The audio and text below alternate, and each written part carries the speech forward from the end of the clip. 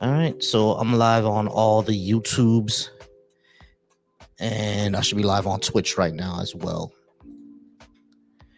All right, y'all. Y'all see the topic on the board? Yeah, happy Saturday. It is a Saturday. Y'all see the topic on the board? I'm gonna be up here for a couple hours, maybe 2.5, maybe 3. Be up here for a couple of hours getting some conversations in. And once again, thank you for being here. All right, I do got a guest.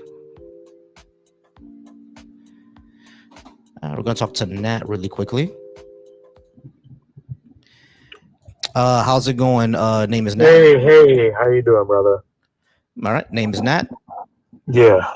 How you doing, Nat? Are you at least 18? And do you think you give me a good reason to believe in your God? Yes and yes. All right, cool. Before we start that, are you any type of which religion are you going to be going off of if you do have a religion? It's one you probably never heard of before, but I can explain it in like a few, maybe like 30 seconds or less. It's like uncommon because people don't get it too often, like compared to the mainstream religion like Christianity and Islam. So basically, it sounds kind of weird. It's an indigenous religion. We actually worship a shape. And indigenous like Native American, like from South America or North America? No, it's like all over. It's like unified. It's like a shared belief kind of thing. It's like an indigenous thing, but it's like I feel like you should also believe in the shape because it's the shape of curvy women, and I worship that.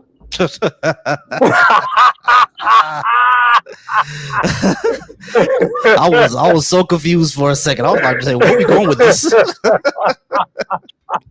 I agree. With you, man. We're already friends on that. Gotcha. No, I agree. We should be worshiping the shape of curvy woman. Yeah, 100%. All right, brother. Thanks for having me. No problem. I appreciate you. All right, y'all. Me and Nat out here spreading the good word of the booty gospel. So spreading the word of the booty gospel, y'all. Yeah, that definitely. He's right. We should be worshiping that shape. That shape is amazing to see. Oh man. All right, y'all. I appreciate y'all for being here. Y'all go ahead and keep liking it live. Keep sharing, please. Let's try to get this to 10K likes, y'all. Let's try to get this to 10K likes, man. I once again, I thank y'all for being here. We're gonna go ahead and keep it rolling, keep it moving. I do see we have another guest. I'm gonna bring them up. All right, Reggie. Yeah, what's up? It's Regin. Okay, I never heard him that before. Cool. Are you at least 18? And do you believe in any type of God? Yes. All right, cool. Any particular religion? Christianity. All right, cool. So you are a Christian. Cool. Why should I believe in the Christian God? Have you never heard of have you never looked at the trees? Look at the trees. That's what you're gonna do. Are you trolling me right now? I'm not trolling, bro. 100% serious. Have you never looked at the trees? Of course, I've looked at the trees. But this is a very, very bad argument. You know that, right? And as a matter of fact, I don't really care about arguments. I really care about something that's demonstrable. But sure, I see. The trees. Yeah, sure, the trees. Yeah, but the trees don't tell me that a God exists. You want me, God, a supernatural concept. You want me to demonstrate that in this natural world? Wait a minute. I'm reading your name backwards. Ah, okay. I see. Cool. What? All right, y'all. We're gonna go ahead and move on. Definitely was able. I just saw Aaron's comment, and I was like, hold on, let me read this, and then I read it backwards. Yep. Of course, we always get that. Of course, beautiful black people always get the type of stuff on our lives. All right, Joker, how's it going, Joker? Are you at least 18? And do you believe in any type of God? Yes, I do. All right, great. Which God do you believe in, if you have a particular one? There's not a particular God, but I do believe in a higher power. Believe in a higher power. So you don't go off of Christianity or anything like that. Nah, not religion. Just there's a God, there's a higher power, and that's how we're all connected through that essence. Okay, sure. How do you know that's true, and why should I believe in it? It's true because you can see the world around you. You know what I'm saying? Like one form of I wouldn't call it a religion, but one way we used to connect through spirituality is we used to pray to the sun because the sun is the highest power in the universe that we could see with our own two eyes, just standing on the planet without no technology. Mm-hmm. So would you agree that the sun is a higher power? Well, I agree that the sun is a higher power. No, not necessarily. I mean, the sun is powerful, yeah, but is it something that it's like to worship? I'm not. I don't think so. You may not want to worship it, but can you go a day without it? No, we can't. Of course, but that's more of a physical thing, right? So I don't think that it's. So you think that the natural is what we should be worshiping then? But I don't see a reason to worship natural things. What does that do for me? I see a reason to worship the sun because without the sun, you wouldn't be alive. You know what I'm saying? The sun is a higher power because it brings us so many things that we use on this planet. If that sun goes out, we go out. So what would be praising the sun would not technically be a bad thing, especially if you agree that the sun is powerful, but you also are technically agreeing with me that the sun is a higher power. Yeah, it's more powerful than you. Yeah, it's powerful. Yeah. It's more powerful than me, more powerful than us. Yeah, but I don't see that as a reason to worship it because what? Like, so your God is the sun, basically. You're worshiping the sun. Yeah, I would give thanks to the sun. Yes. I mean, yeah, I can feel gratitude that we live around a type of star that gives us the type of light that we have, and for us to live the life that we have, sure, but that's only because we evolved under this certain type of star, right? If it was something else, you would worship it or not exist. You know what I'm saying? So I'm not seeing just because the sun, you know, of course it's what we need to survive on this planet, therefore we should worship it. I don't see a reason to worship it. It's if you don't see a reason to worship it, then that's because you don't like to give respect to higher powers. That's all that is. It's no respect to higher powers. What do you mean? Yes. You don't like to give respect to a higher power. Like if you're thankful that the sun is here, you don't even know why the sun is here, but you know we all live off of it. Just give thanks. Yeah, there's nothing wrong with that. But because you're ungrateful and you don't appreciate what has been given to you, the sun you know what I'm saying? So you just look at it and you're like, oh, whatever, it's here. I use it, but I'm not gonna sit here and say thanks. Joker, hold on. The sun is here because of gravity. Because you know dust and particles collapsed onto itself and created a fusion. So that's why why the sun exists. We know that, all right. But still, the sun isn't conscious. But that's not. The sun isn't conscious. It's not willful. So why worship? Says who? Because it doesn't have the capacity to be conscious. How do you know that though? Everything that we know about consciousness, the sun doesn't have that. And as far as the sun being a living and having a consciousness, how would you ever test that? Because science is through testing. You have never tested, or nobody has ever tested the sun having a consciousness. Yeah, they have, because you can't talk consciousness without a brain. The sun doesn't have one. Says who? Who has been in the middle of the sun?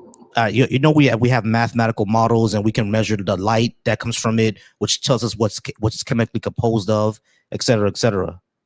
So you saying through science, you understand everything in the universe? No, I'm not saying we understand everything in the universe. Okay, so if you don't understand everything in the universe, Joker, I'm trying to answer you. All right, go ahead. My bad. Of course, we don't understand everything in the universe as of yet. Of course, what I'm saying is that the way that we understand consciousness is that it requires a brain, and the brain requires certain chemicals. It requires certain formation, right? The sun doesn't have that. So if you're saying that the sun has some sort of other consciousness that we cannot detect, Sure, fine, but why should we even believe that then? Like, do you think that the sun is actually conscious and we just can't detect it?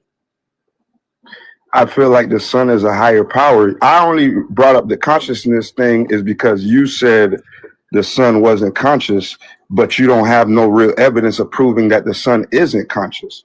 I'm just saying that for the sun being here, and it's something that we can see with our own two eyes being on the planet, and millions of people worship the sun way before there was any religions and stuff like that. They gave thanks to the sun.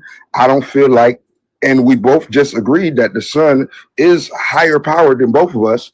You know what I'm saying? I don't feel like it's a bad thing to give thanks to something that we need every day.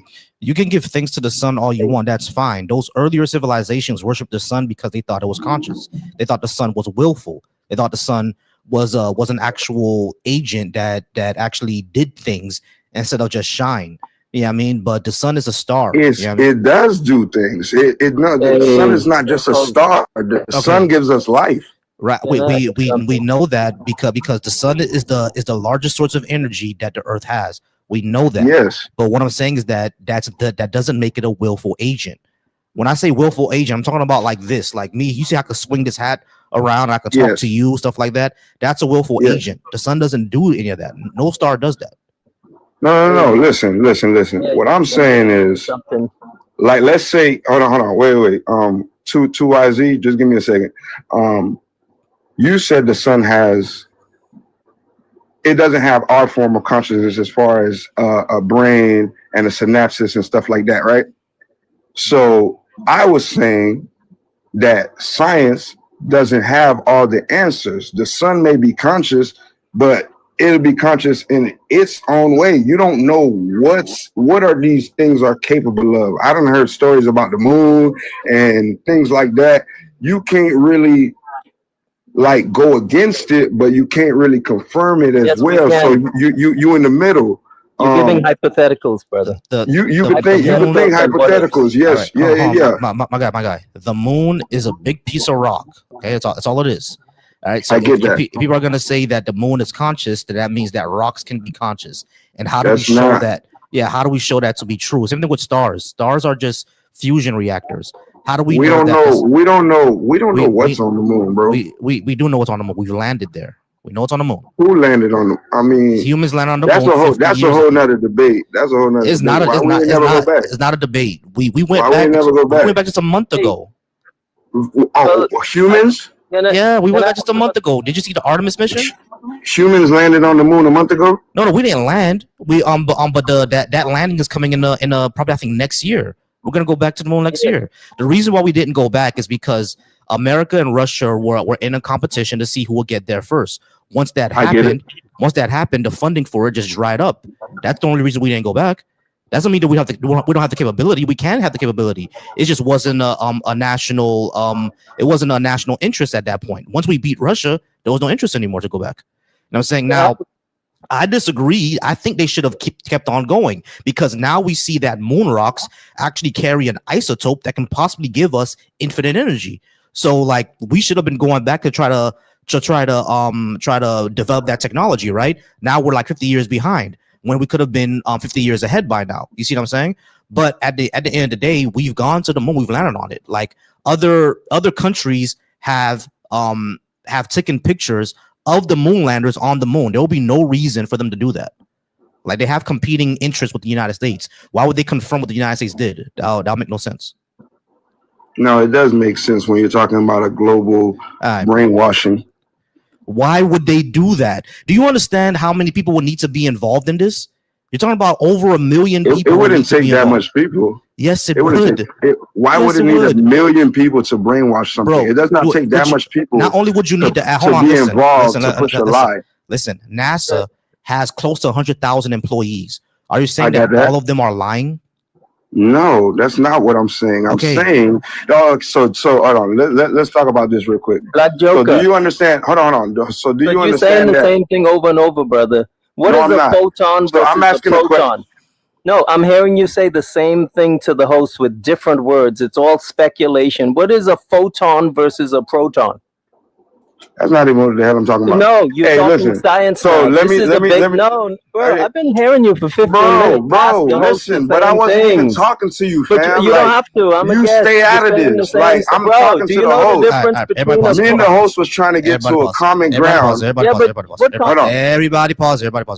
Let's go ahead and get back to the conversation. Two, I'm gonna get you in a second.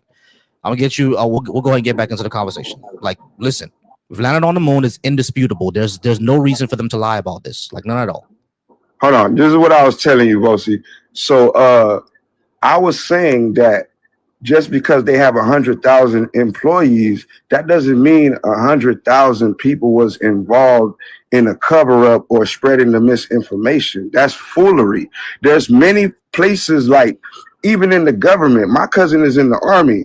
Like, there's things that he's not classified to know, even though he's in the army going to do a certain type of mission. So there's a lot of key pieces that are in play that would make this misinformation be spread the way it is. But Joker, just because, like, I was in the military as well, right? There are things that I was classified for and things that I was not classified for. That's what I said. Hold on, wait, hold on. Everybody knows that. But just because that's the case doesn't mean that there's a global conspiracy to lie about us landing on the moon, especially when we have different countries who have competing interests with each other, all confirming that it happened. That would be stupid. There'll be no reason to do that. Hold on. Listen. Okay. Listen, bro. There will be no reason for the USSR, who was an enemy of the United States at the time, to confirm that America landed on the moon. They would have called this out as a fake a long time ago. There will be no reason for them to do that.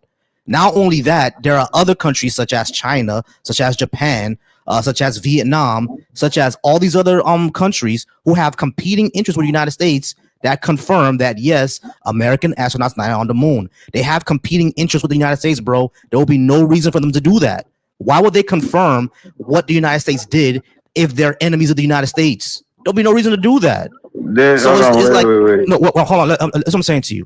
The USSR was an enemy of the United States. Why would they say that, yes, the United States beat us to get into the moon? Why would they do that? If it was fake, they have a global agenda. But their agendas are not in alignment. Do you understand? Yes, but behind the scenes, there's a global agenda. Bro, listen. Do you understand that the leaders of the United States and the leaders of the USSR were enemies at the time? These were not buddies. The motherfuckers didn't get along. None of them are buddies, but they all get in bed with each other. All right. So if they're not buddies, if they don't get along, why would they make one agenda? Hold on. If they were not buddies, they don't get along, why would they make one agenda to say that we landed on a big rock? Why would they do that? What would be the point? Because they have a global agenda to push What agenda? What agenda? It's to push this misinformation. Why? For what? I don't know the specific purpose. That's the point here, bro. That's stupid. Why there's no point to saying that. There's no point to have a global agenda to say that we landed on the moon. What would be the point of that? What's the goal? There's no goal there. How do you know there's no goal? What? So tell me what the goal is. What would be the goal to say I that? I just told you I don't know what the goal is. Because that's so you're just gonna assume. Because so let's assume that they actually landed on the moon. Hold on, bro. Listen to what I'm saying, Joe. There is no benefit to saying that we landed on the moon. There's no benefit at all. Yes, it is. What's the benefit? That you landed on the moon. That you left the Earth. No. Why would they lie about that? What would be the benefit to lying about that? Because they want it to be first. I'm saying, what is that benefit? What does it do? What do you mean? What does it do? It does whatever it did. If I wanted to rob you, right? If I wanted to rob you, what I can do is I can look you up. I can see exactly what type of woman you like. I can have that woman then lie to you and then gain access to your information so I can steal all your stuff. That would be a conspiracy for me, right? Because I want to steal let's say you're a billionaire and I want to steal some of your shit. I want to steal like $5 million from you. I would see what type of woman you like. I will have her get you drunk and then I will steal your information from her. She will steal your information and then we will go ahead and take your money. That's a conspiracy, right? That's the benefit. The benefit is I get $5 million. For them to land on the moon and then lie about it, what would be the purpose? What would they need to lie about that? What's the benefits from it? there's a lot of things that's being hidden that I don't really know why it's being hidden. I don't understand why people lie at all. But that's neither here or there. But there's a lot of things that's there's a lot of things that's been hidden. All right, so let's just move on from that. You have to go back to what I'm saying. You have to go back to what I'm saying. Why would they need to lie about this? What is their benefit? What is their goal? You already said that you don't know, right? But if we think about it harder, you would know that saying humans landed on a big ass rock that's orbiting us. Where's the benefit coming in from? What did they gain? That's for the science world to debate. They're trying to worry about that. That's not my world. I'm not worried about that. But the people that are, they know what they're doing. Stop acting like you don't understand this. But there's people in the NBA cheating. There's a lot of people hold on. Things, I know this. Acting like you don't know. Joker. You're not understanding my position, bro. I understand that there are people who cheat in the NBA. I understand that the government lies, but they do so for a benefit. Yes, saying but that you're not going to always know what it is. Joker, wait, stop, listen. When they lie, they do this for a benefit. So what would be the benefit of releasing to the entire planet that we put humans on a big ass rock? What is their benefit here? All right, you just asked me this question 7 times, and I just told you for the 7th time, I don't specifically know. Can you stop asking me that same question? Okay, cool. So since you don't know, you would understand. Bro. You understand that claiming that it was faked would be stupid then, because there's no benefit here. No. From what I see, we weren't talking about why I believe it was fake. You're asking me what would be the benefit of it. He's just saying the same stuff. Look, from the facts that I seen, I do believe it was fake. You don't have any facts, bro. You don't have any facts. Add something. How was the flag waving in space? The flag was not waving in space. How was it moving? It wasn't. It was. No, There's plenty of video evidence. Why are there no stars in the video? Because when they were in space. Because of the sun. The sun blocked out all the millions of stars and billions of stars. Yes. So not one in the picture. Yes. Okay, that's. Hold on. I mean, if that's what you believe, that's cool. Joker, listen to me. Joker, listen to me. Listen to me. You understand that on the moon there's no clouds, right? Yes, I understand that. So, like when we're on Earth, the reason why we see stars at night is because the clouds, they filter out the sunlight. But when you're in space, when you're on the moon, there's no clouds. So there's nothing to filter out the light, which is why you understand that one source of light can outshine smaller sources of light. You understand that, right? Oh yeah, I understand that. Cool. The other stars, hold on, listen. The other stars are billions of kilometers away. Right? I got that. The sun is way closer to us. So that means that the light from that's coming from the sun in space, we would see it better and it will outshine all the other stars. When we're on Earth, the sunlight gets filtered. It gets filtered through the sky, through the clouds, through the atmosphere. It gets filtered out. So now we see more of the stars. But in space, you wouldn't. Oh, so if we go to space, we're not going to see no stars. No, not when we're closer to the sun like that. When you're close to the sun like that, you're not going to see the other stars. But if you're on the moon, you don't see no stars. When you're on the moon, you don't see any stars. The atmosphere, there's no atmosphere. So that means you're getting the full light of the sun. There's no atmosphere to scatter the light. I mean, if it makes sense to you, then okay. I'm not sure how does it not make sense to you. You understand that on Earth we have an atmosphere, and atmosphere scatters light. You understand that, right? But you just told me if I stand on the moon, I won't see any stars. You won't see the stars because there's no atmosphere to filter out the light from the sun. Okay. I mean, if it makes sense to you, I mean, that doesn't make sense to you? No, that doesn't make any sense. Does the moon have an atmosphere? No, not the same type of atmosphere as Earth. Hold on, wait. Hold on, listen. The moon does not have an atmosphere, right? Okay. Does the Earth have an atmosphere? Yes. Does atmosphere scatter light? I'm not big on lights and how they reflect and all that stuff. I'm just asking you, does it scatter light? Yes or no? All right, I'm gonna go ahead and say yes. If it scatters light, then that means that the sun's light, when it reaches the Earth, the light gets scattered. So at nighttime, what happens when that light gets scattered? At nighttime, what's gonna happen? We're gonna see more of the sky, right? Because it's scattering the light. Okay. The moon doesn't have that effect, which means when you land on the moon and there's no atmosphere, the light doesn't get scattered, so you're getting the full light of the sun. What happens when what's going to happen if I put a flashlight in your face, but I also turn on the light 10 feet away? If I turn on a light in the room 10 feet away, but I have a flashlight in your face, are you going to see the flashlight or are you going to see the other light? I can see both. I have a flashlight. Have you ever been pulled over by a cop? Yes. Listen. And have you seen multiple lights? Listen. Hold on, Joker. Listen to what I'm saying to you.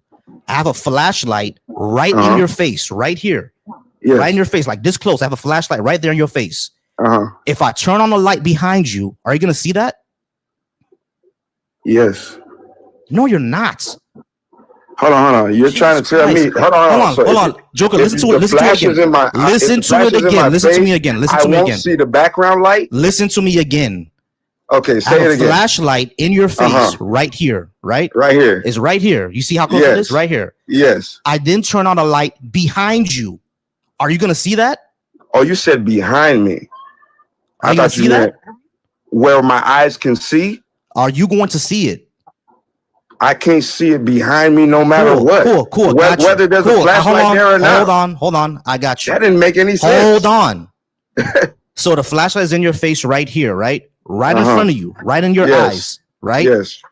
I then, to the side of you, 10 feet away, not even 10 feet away, on the side of you, about 100 feet away, in another room, I turn on that light. Are you going to see that? In another room? Is the other room visible? Yeah, the other room. Okay, let's say it's not. This is not the another room. Let's say there's a car 100 feet away. I turn on the light inside the car. Are you going to see that with the flashlight right here in your face? Which way am I? Which way is the car? Are you saying because before you pointed behind your head? Okay, I was just trying to get you to understand. Listen, pointed behind your head last time. I'm explaining this right now. So where would the car be? Bro, I'm explaining to you. Be calm. Okay. The flashlight is in front of your face right here. The car is 100 feet away to your right. Okay. And inside the car, I turn on a light, but the flashlight is still here right in front of you. Are you going to see that car? The car that's 100 feet away? Yeah. Nah, man. Why would I focus on the car? Exactly. No, hold on. Listen. It's not about focusing on the car. You're not going to see it because there's a flashlight in front of your eyes right now, so you cannot see it. That's analogous to what's going on when it comes to the. Hold on, wait. So you're trying to say? No, hold on, don't jump on. Hold on. You need to. I'm trying to make you fully explain it. I'm trying to, but you keep interrupting. Okay, go ahead. Listen, this is analogous to what's going on when we're talking about the moon and not being able to see stars. The sun, the light from the sun is so intense, it's so much that the other stars were not able to see them because they're too far away. There's nothing to filter out the light. So it's just like having a flashlight in your eye, but there's a car 100 feet away to your left with a light on. You're not going to see it because the flashlight is in your eye. That's what I mean. Can I add something? Go ahead. Yeah, what we have happening is the guest Joker is still thinking like some of us did 3,000 years ago, and the rest of us did a bit of biology and physics and cosmology, and we have replaced some of that thinking. Where he would be right is if he were to say, well, I say this, we need to take care of nature and respect nature. That's different from what he's arguing. From a non-scientific, bro, Joker, an argument doesn't mean it's negative. It just means you have a premise and conclusion. That's all. It's not a negative. And so what Joker is doing is Bruce Lee versus a white belt. If Joker were to do more learning about science, what might happen is he may come back in a year or so with a different perspective, but I don't think it will happen right now because he's very passionate. Yeah, I'm done. That's I mean, I can respect that, but as far as doing research, I do my research. I'm not a science head for sure. I'm not a science head, and I don't come up here claiming to talk about something that I don't understand. But the question was, can you give me a good reason to believe in your God? And I told him about worshiping the sun and why it makes so much sense to give thanks to the sun. And he really didn't give me a real reason did, why. Joker. I've been on mute for what was most the of real the time. reason that he said? He gave you. It's just that our thinking. Because he said the sun isn't conscious. Joker, if we lived 3,000 years ago, I would probably look at the sky and assume it was a god that could give me some chocolate cake. Fortunately, there's been a that's not what we scientific give thanks to the sun for. You have less control of your oral skills. It would be good to use your hearing skills more, because then you could learn stuff. There are people listening in the audience also. It's not just us. So I understand why some ancient cultures did think the way you do. And I also know that racism and slavery funded the European scientific age of enlightenment and scientific discovery. But it doesn't mean that the discoveries weren't made that we could benefit from. So I am speculative when it comes to the rights of Western white systems, but I'm not speculative about the hard sciences. They robbed the bank. They found some facts out that we could benefit from in science. And, just look into it more. I don't think you're a terrible, bad person at all. You're passionate. If you could turn that passion into a bit more science, because you're probably under 40, right? Yeah, I am. Yeah, I'm 61. 61 4 days ago. So as you go on this life journey, you learn a lot if you listen to people more. That's what I found, especially if they're teaching me something.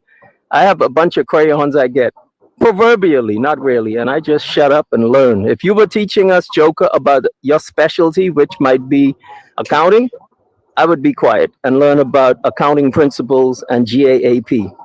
But in this case, the host is trying to just show you some stuff, and you probably have a lady and you may have kids. They need you to have as much knowledge as possible. Otherwise, the white system's going to get them also in many ways, okay? That's all I'm trying to say, man. It's all good. But you have to understand that this system that I'm talking about is not a YT system. It's a system that is older than all of us. Worshiping the sun is not asking the sun to give you anything else than what it's already been giving you. It's giving us the opportunity to grow food and how the sun is connected to our everyday life. So it's not like how religion has took basically the term of God and turned it into financial gain amongst the people who want to give thanks. That's not what any of worshiping the sun has to do that. There's no tithes, no offering. Hey, Joker. Do you know about Akhenaten of Egypt? No. Do you know that he worshipped the sun just like you're saying? Okay. Yeah, and do you know who his son was? Who? King Tut. His wife was Nefertiti.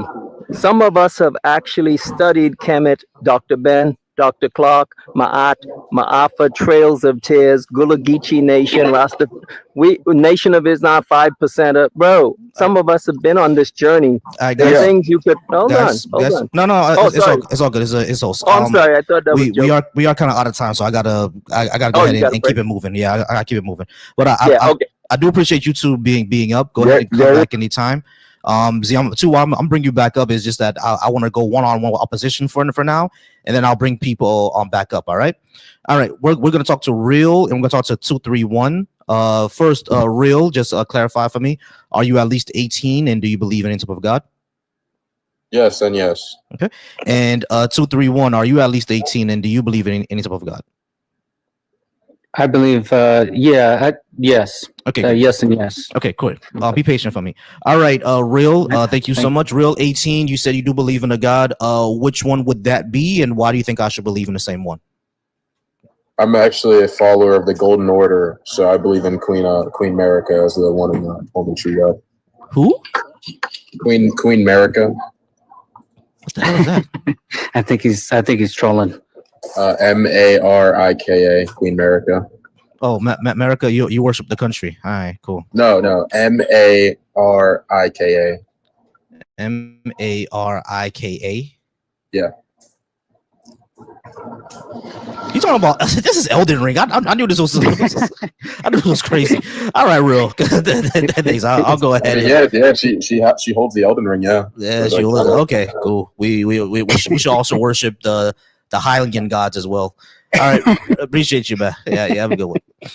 That was good. All right, 231. How's it going? Are Good, you brother. at least you said you are 18 and you believe in a God as well? Yeah, Which one? And why do you think I should believe in it? Well, I believe in God, the Father, Jesus Christ, and the Holy Spirit, and I believe it because it's in the Bible. Okay. Simple. Why should we accept it as the Bible as true? Well, I think everybody has their own way that they come to that conclusion. I'm not going to be able to convince anybody that the Bible is still, the truth. I just believe it. Okay, why though? Yeah. I don't know. It's like an innate feeling within me that it's like just a belief, a faith, it's almost indescribable, to be honest with you. You can feel the truth whenever you've lied to somebody or whenever you've withheld the truth from somebody. You feel like guilty. You feel like knots in your stomach. You know that you're lying. You know that you're doing something bad. So can you explain why that is? I don't think so. Yeah, empathy. But empathy, yeah. Can you explain empathy? Yeah, empathy is the feeling that we get when that bad feeling, that emotion that we get to feel bad for somebody. Right, but you can't prove that you're feeling empathy. How can you prove it to somebody that you have empathy or that you're even feeling empathy? So it's the same. It's the same premise. You can prove it through like brain scans and stuff like that. Okay, sure. Science again. Yeah, of course, science. I mean, you're using science now, so.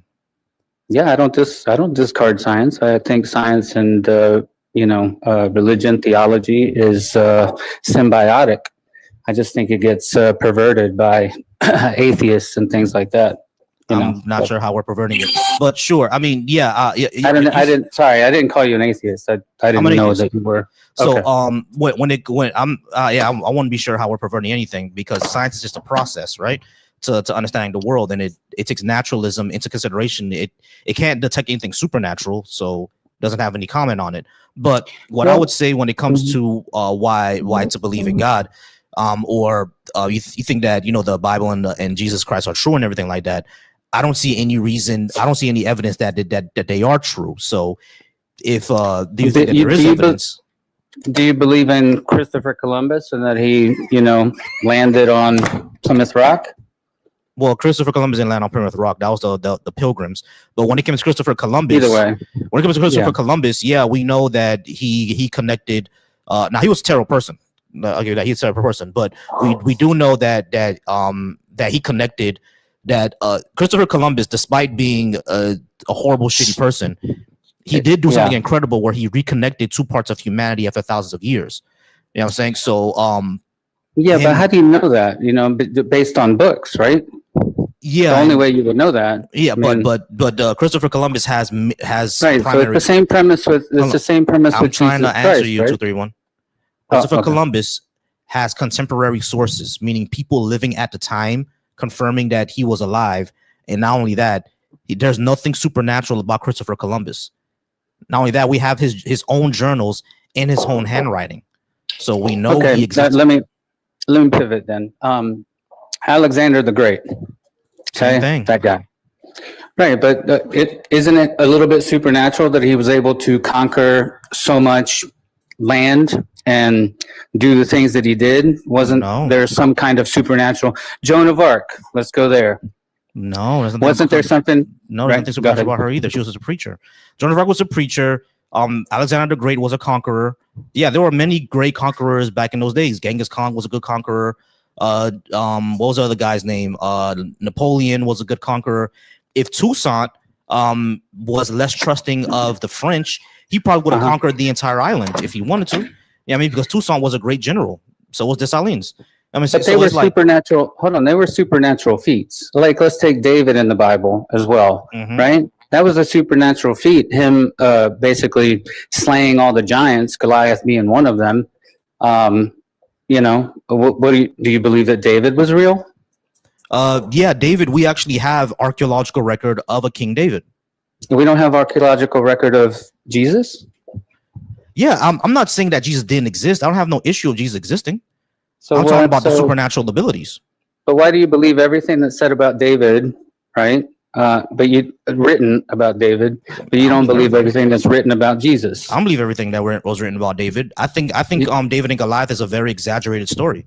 In matter of fact, it could have been a legendary story as well. Like David and Goliath, right? If it actually did happen, he was just probably fighting someone who's like 6'7" and was able to like dodge him because David was like 5'4", right? It was a small guy. So he was still big versus little. He's still a big guy. Yeah, exactly. You know what I'm saying? So like Goliath was probably someone LeBron James height, and David was probably my height. It was probably like 5'4", but they figured out but he was able to figure out a way to get around him and kill him, right? But why are you saying the word probably? Hold on. The reason why I'm saying you're the science guy. Hold on. The reason why I'm saying probably is because obviously none of us witnessed it. We can only go off of what is written down in the legends around him, and we come up with a probable explanation of what they were talking about. Because they said that that Goliath was a giant, right? But we have no evidence that actual. Well, there are measurements. Hold on, there are measurements in the Bible. Just finish, bro. I know that there are measurements in the Bible. That's not my argument. What I'm saying is that when it comes to someone like us, them claiming that there were giants, right? We have no evidence that there were people the size of buildings. There's zero evidence of that. I don't think I said this. Okay, cool. So the giants that they're talking about were probably someone who was just very, very tall.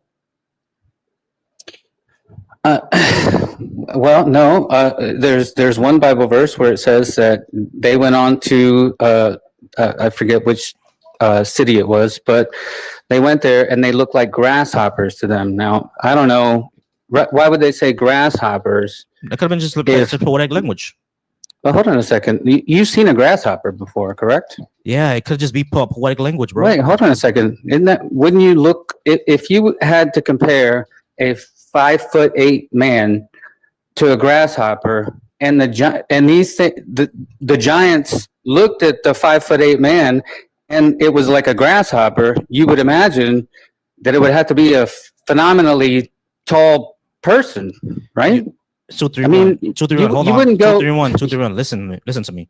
You understand that poetic language. You understand that poetic language exists, right? Yeah, of course I do. So that means that someone who's as tall as LeBron James, looking at my mother who's 4'11", way smaller than LeBron James, right? He could be like you're like a, hold on. He could be like you're like a bug to me. You know what I'm saying? So it's the same thing.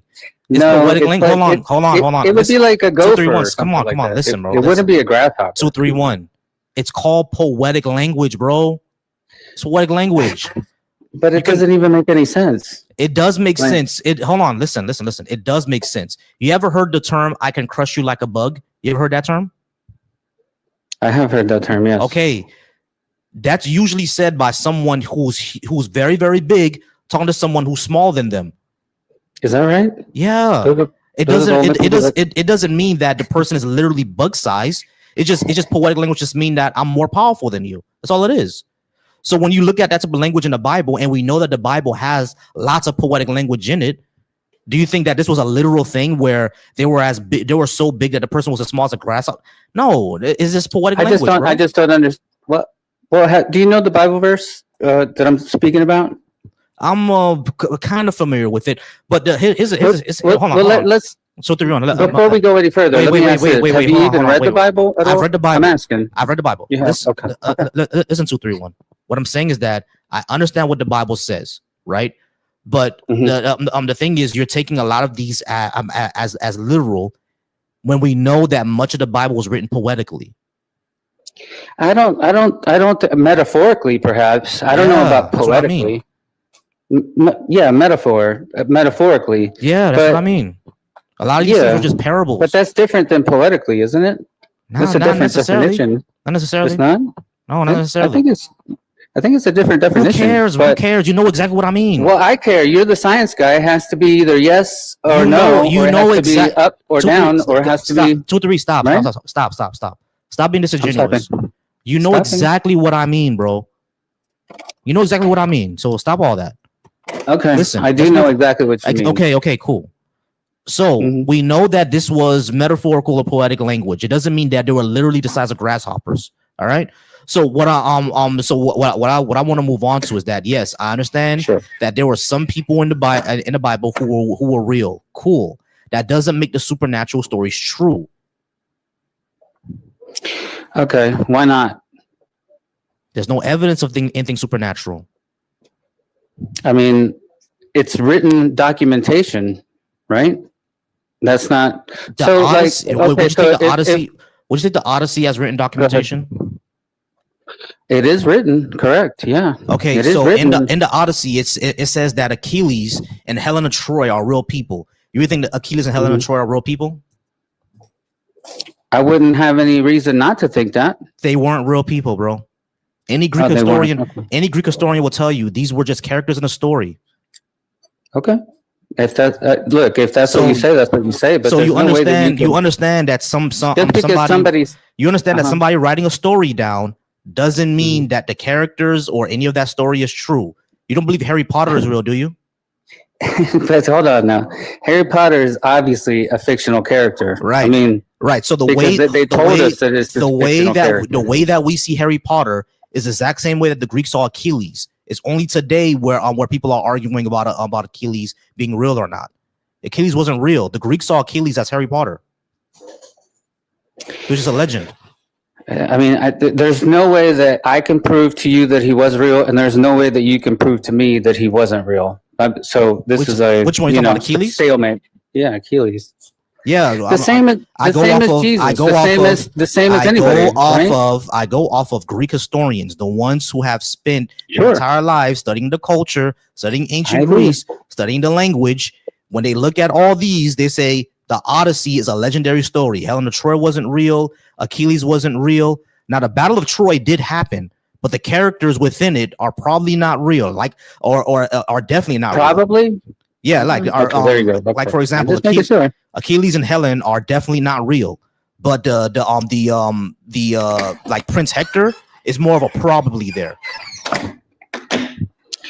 Wait, Prince yeah, Hector's a Jesus- probably. Jesus, yeah, Prince Right. Hector's a probably, but Helen of Troy and So Achilles are why definitely can't- not real. So How do you know? How can you say Prince Hector's a probably and then Hector's say a probably. Achilles is not a probably also? It's definitely Why not. don't you say that he's a pro? How do you know this? I'm just telling you what the Greek historians are telling me. Oh, which Greek historians? No problem. I'm supposed to believe them for everything. No problem. That's fine. Which ones? Which one is the Messiah of history? Why would you call it they're not the Messiah of history? What are you talking about? I'm just No one I'm is- just joking. I'm joking. All I'm right, joking great. a little bit. All right, cool. So go ahead Trying and to keep it light so All we right, don't cool. All right, argue or anything. I got you. All right, cool. So when it comes to Jesus, I have no problem him being a real person. The problems that I have is around the supernatural elements of the story because we can't Right. prove those to be true. And there's plenty of stories throughout history that had real people but supernatural elements around them. Yeah. Okay. Fair. So what you don't believe about Jesus is that he resurrected, basically, is what you're saying. But you believe all the other stuff. And none of the magic Now, stuff. I you believe. don't. You don't believe the turning water into wine and all the other miracles that he did. You don't No, believe in that. I don't believe any of the magic. No, Okay. Okay. It's not magic, by the way. it's magic. No, it's not magic. Well, apparently you don't believe in it, so it It's can't be magic. magic. Can it? How can it be magic if you don't believe in it? Magic is literally like something to use to manipulate the natural world through supernatural means, which is what Jesus is Wait, doing. but you don't believe in that stuff. I this know is I don't. silly. I do not believe in it. That's why I called it magic. So you can't. Okay. All right. I'm gonna stop beating that drum. You understand that I can give you a definition of something doesn't mean that I think is true. Like I give you the description. that doesn't mean No, I it's think fine. true. I just I'm just basing this conversation on the fact that you are very science oriented. Right. So it's got to be either me like describing fact something as or magic. Me non-fact. describing something as magic does not mean I think that magic is true. That's silly. I agree that it is silly. All right, yeah. great. So why are you asking me why am I saying that? Because I don't believe in magic. That's kind of dumb. So yes, I don't believe that Jesus did magic.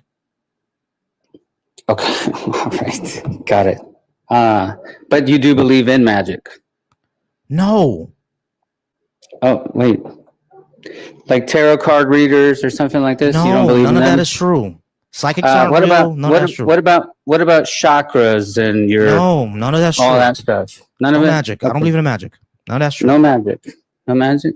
No, I don't believe any of that's true. All right. We can't ball our hands together, say Kamehameha, and shoot out plasma from our fingertips and become Super Saiyan. All right. None of that is true.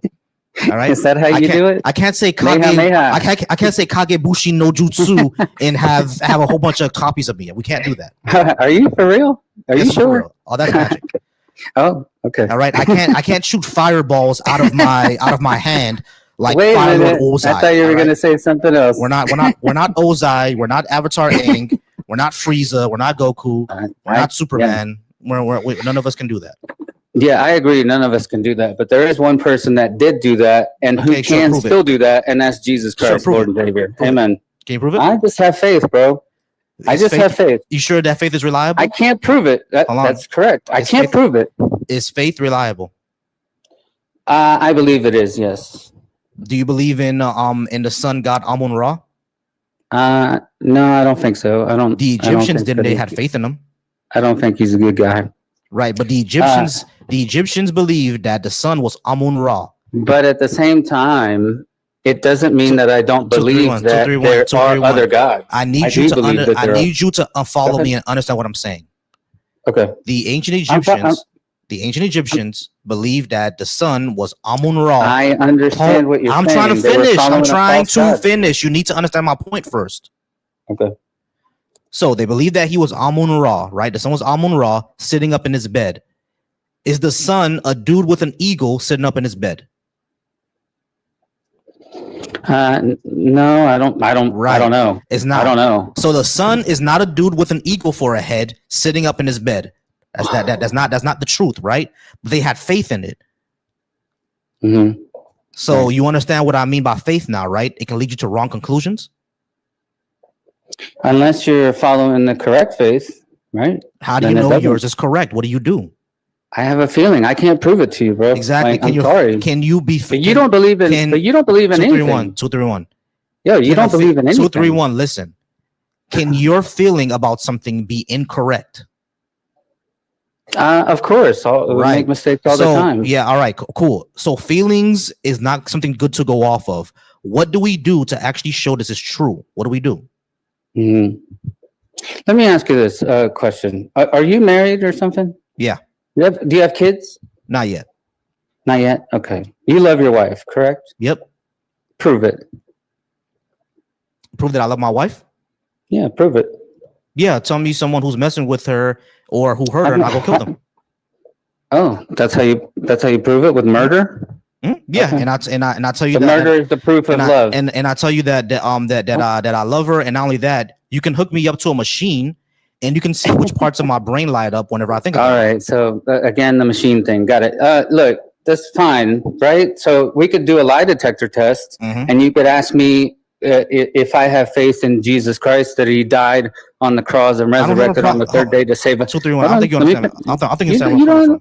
I think I you let understand you where I'm coming finish. You never let me finish. Okay, it's not a problem. But this doesn't really address my point. I understand where you're coming from. I do know that you're telling the truth that you believe in Jesus. I do know you're telling the truth about that. I didn't say I didn't believe you. But Oh. what I'm saying is that what you believe that Jesus rose from the dead is that part true. I understand that you believe it. I do understand that believe I understand that you believe that's true. I understand that. What I'm trying to say is that actually true? Did it actually happen? Well, 'Cause those in are- the Bible those are it two says there were different things. 500 witnesses. In the Bible it says there were 500 witnesses for over 40 days Mhm. that He I know it was says with them after the crucifixion. Yeah, So, I know it says that. I don't know. How do we show Okay. that's true? I know it says that. Well, how do we that's show that Christopher Columbus landed on not Plymouth Rock, wherever he landed. Yeah, he landed in the Bahamas. We have his writings. We have the records of the people who were Right, alive but at you the have time. these writings. Hold on. You have these writings that you don't believe in. They're both writings. Listen. I'm listening. Jesus didn't write anything, bro. Christopher Columbus did. That's the difference. Hold on a second. Hold on. There were disciples that were following Jesus, and Jesus told them to write, like the disciple John, Mark, John, Luke, Matthew, Mark, Luke, and John are Matthew, anonymous. Mark, and Luke. Right. Well, hold on. They're anonymous. They're anonymous. Are you joking? I'm not joking. They're anonymous. You got to be joking me. I'm not joking. They're anonymous. Okay. Matthew, then Mark, Christopher Luke, Columbus is anonymous. I don't know. He's not, because he wrote it and he signed his name, so it's not anonymous. Matthew, okay. Mark, Luke, and John are so a signature anonymous. is what. So you need a signature. You needed a Matthew signature. I'm not sure. That would be cool, by the way. Matthew signature. That would be cool, actually. Yeah, Matthew, Mark, Luke, and John are completely anonymous. Hold on, you want me to show you? Sure. Go ahead. I mean, I'm not going to believe you either way. That's the whole thing, and you're not going to believe me either way. That's the funny part about this conversation. You know, no matter how far we go into this. Can you read that? Can you make it a little bigger? Sure. Thanks. So this is Google AI. Got it. Matthew, hold on. The consensus among mainstream biblical scholars is that the four. It's canonical. Now I need it smaller. Well, why don't you read it, you silly Willy? You got it. Yes, right the consensus among mainstream biblical scholars is that the four canonical gospels, Matthew, Mark, Luke, and John, were originally written anonymously. None of the authors essentially identify themselves within the body of the text. Okay. All right, and that's just according to historical scholars. Yeah, but okay, which historical scholars though? Okay, there's Bart Ehrman. Like when you said before, like there's let Bart me give Ehrman. You asked me a question, now I'm answering it. You don't want me to answer. Yeah. So there's Bart Ehrman. I think Mike Lacona as well, if I'm not mistaken, but don't quote me on that. There's Dan McLennan, who's also another biblical scholar. He's on this app as well. He's on TikTok. Mm-hmm. Yeah, there's a couple. I can't name them all by name, but there's a few. What I'm saying to you, brother, is like, does that, like, just because those quote unquote biblical scholars, maybe they have a separate agenda. Maybe they have an agenda to dispute, what they wrote in the Gospels. You don't know that, right? They could have that agenda. Maybe they were paid $20,000 to write this piece to become a scholar, right? You don't know that. You understand that's not how scholarship works, right? You don't understand how this world works, by the way. I understand. We're being lied to about every single thing, every single time. I understand how this world works. I understand that governments lie. I don't think so, bro. That when it comes to you can not think so all you want. We know that governments lie. The government lied about cigarettes for years, so we know, right? That is correct. They lied about. Well, what about COVID? Let me finish. They didn't lie about COVID. But when it comes to this, right? When it comes to biblical scholarship, there is no reason to say, because the majority of the world who actually holds a religion, the majority religion is Christianity. There is no reason to say that it's anonymous. If they wanted to make money, they wouldn't say that, because the richest people on the planet happen to be prosperity preachers. Right. I'm not saying that those people are telling the truth either. They're probably not telling the truth, to be honest with you. Gotcha. Yeah. So they will make more money confirming the gospel than not confirming the gospel. So saying that they're doing it for money is silly. No, but like, yes.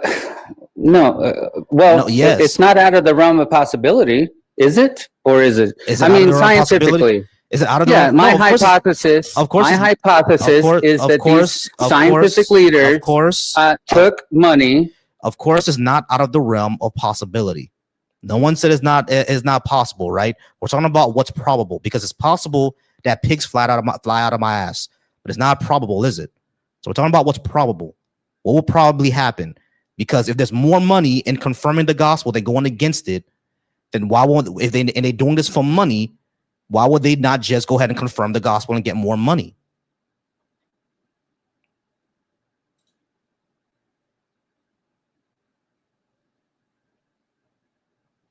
You can get off mute now.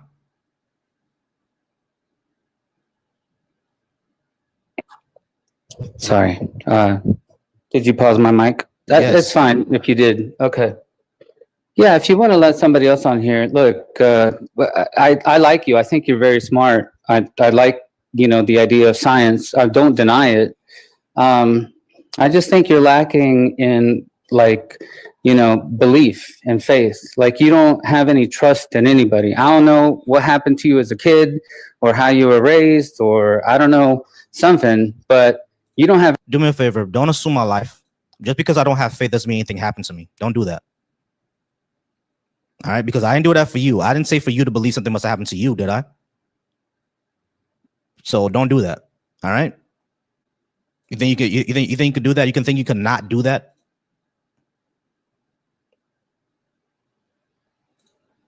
Go ahead and get off mute. You think you can not do that? Yes. Now that you told me, I won't do it again. Sorry about that. Not a problem.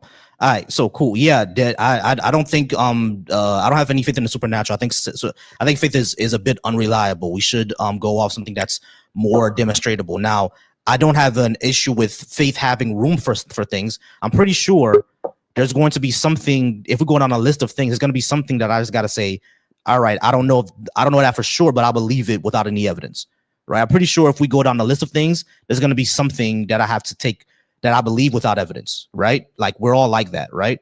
Like hope for some people can be faith, right? And I do have hope that humanity can get better because we've seen humanity do better before.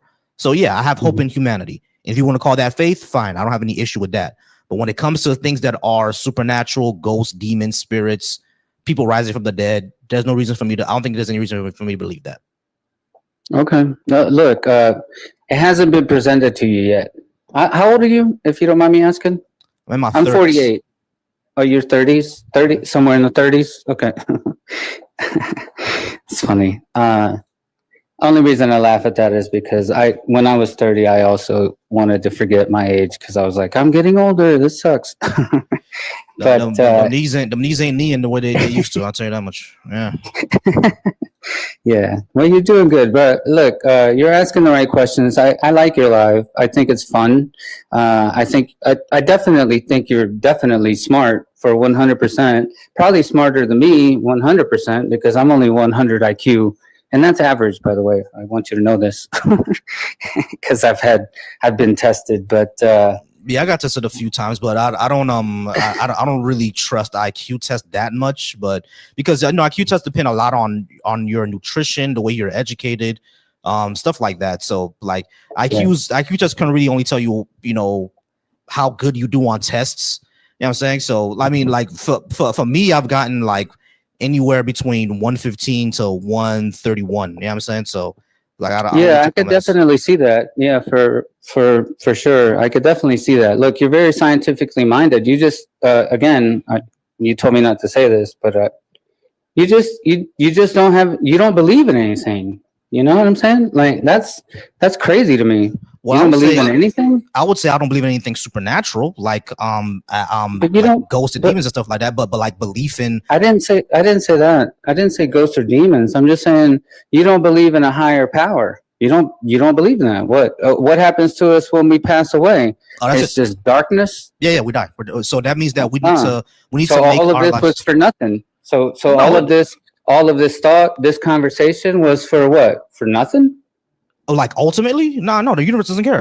But but we can still give each other that meaning. Like me talking to you and everything like that. Like I can take from you, you can take from me. It can still be a meaningful exchange. But I enjoyed this exchange. Yeah, exactly. For sure. So our enjoyment is that. I mean, so at the end of the day, there's still meaningful things in that, right? Us just enjoying conversations with each other. That's fine. You know what I mean? But like ultimately at the end of for the people who's on my StreamYard, I got y'all. Give me one moment, okay? But yeah, for the ultimate meaning of the universe, or the end, I don't. There's no meaning in that, right? But that doesn't matter. I'm saying we still enjoy each other as humanity. Now, give me one second. 231. Yeah, take your time. Lawrence, I promise I'm gonna get to you. It's just that Lisa wants to say something, and then we're gonna go get out of here. Lisa, after you say what you're gonna say, I'm gonna go ahead and drop you because I like to go Yeah, you like to go one-on-one. No worries. All right. God bless. Thank you. No, wait, hold on, wait. Lisa wanted to say something. Lisa, what did you want to say? Oh, you want to say something to me? Well, the only thing I needed to say was that Lawrence is saying that belief is a thing, and literally facts are a thing. So you can believe in whatever you want to, right? You have your right to believe in whatever you want to, but there are facts, there's evidence, there is for sure everything.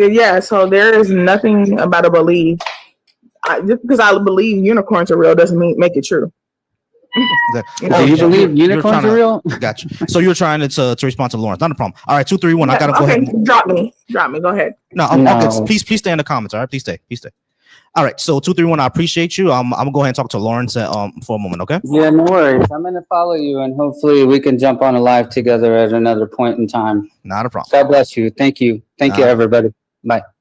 All right, Lawrence, give me 1 second. I promise I'm gonna get to you. All right, so I do see Vincent in my StreamYard, and I see Check the Scriptures in my StreamYard as well. You guys, please be patient with me. There is someone in front of you. His name is right here. He's Lawrence. Lawrence, I'm gonna get to you in 1 second. Shout out to everybody who's watching me from the B.A.A.S.H channel. If you're watching me over on B.A.A.S.H, thank y'all so much. The link is pinned for you to join. If y'all I'm not seeing the comments right now, so I'm not gonna be able to see what you guys are saying. But if you would like to join in on the conversation, the link is pinned. You can go ahead and join me there. If you're watching me over from the Volsy Thoughts channel, once again, thank you as well. I appreciate y'all. I'm gonna go ahead and put a give goal up. We can go ahead and keep on talking. Put a give goal up once again, guys. The link is pinned for you to join tiny.cc/Volsy Live. And if you're watching me over on the Deconstruction Junction, big win on those numbers. Thank y'all so much. Keep tapping the screen, keep liking. We're gonna go ahead and keep this going. If you're watching me over on Twitch, thank you for joining me over there as well. Appreciate you. We're gonna go ahead and move on.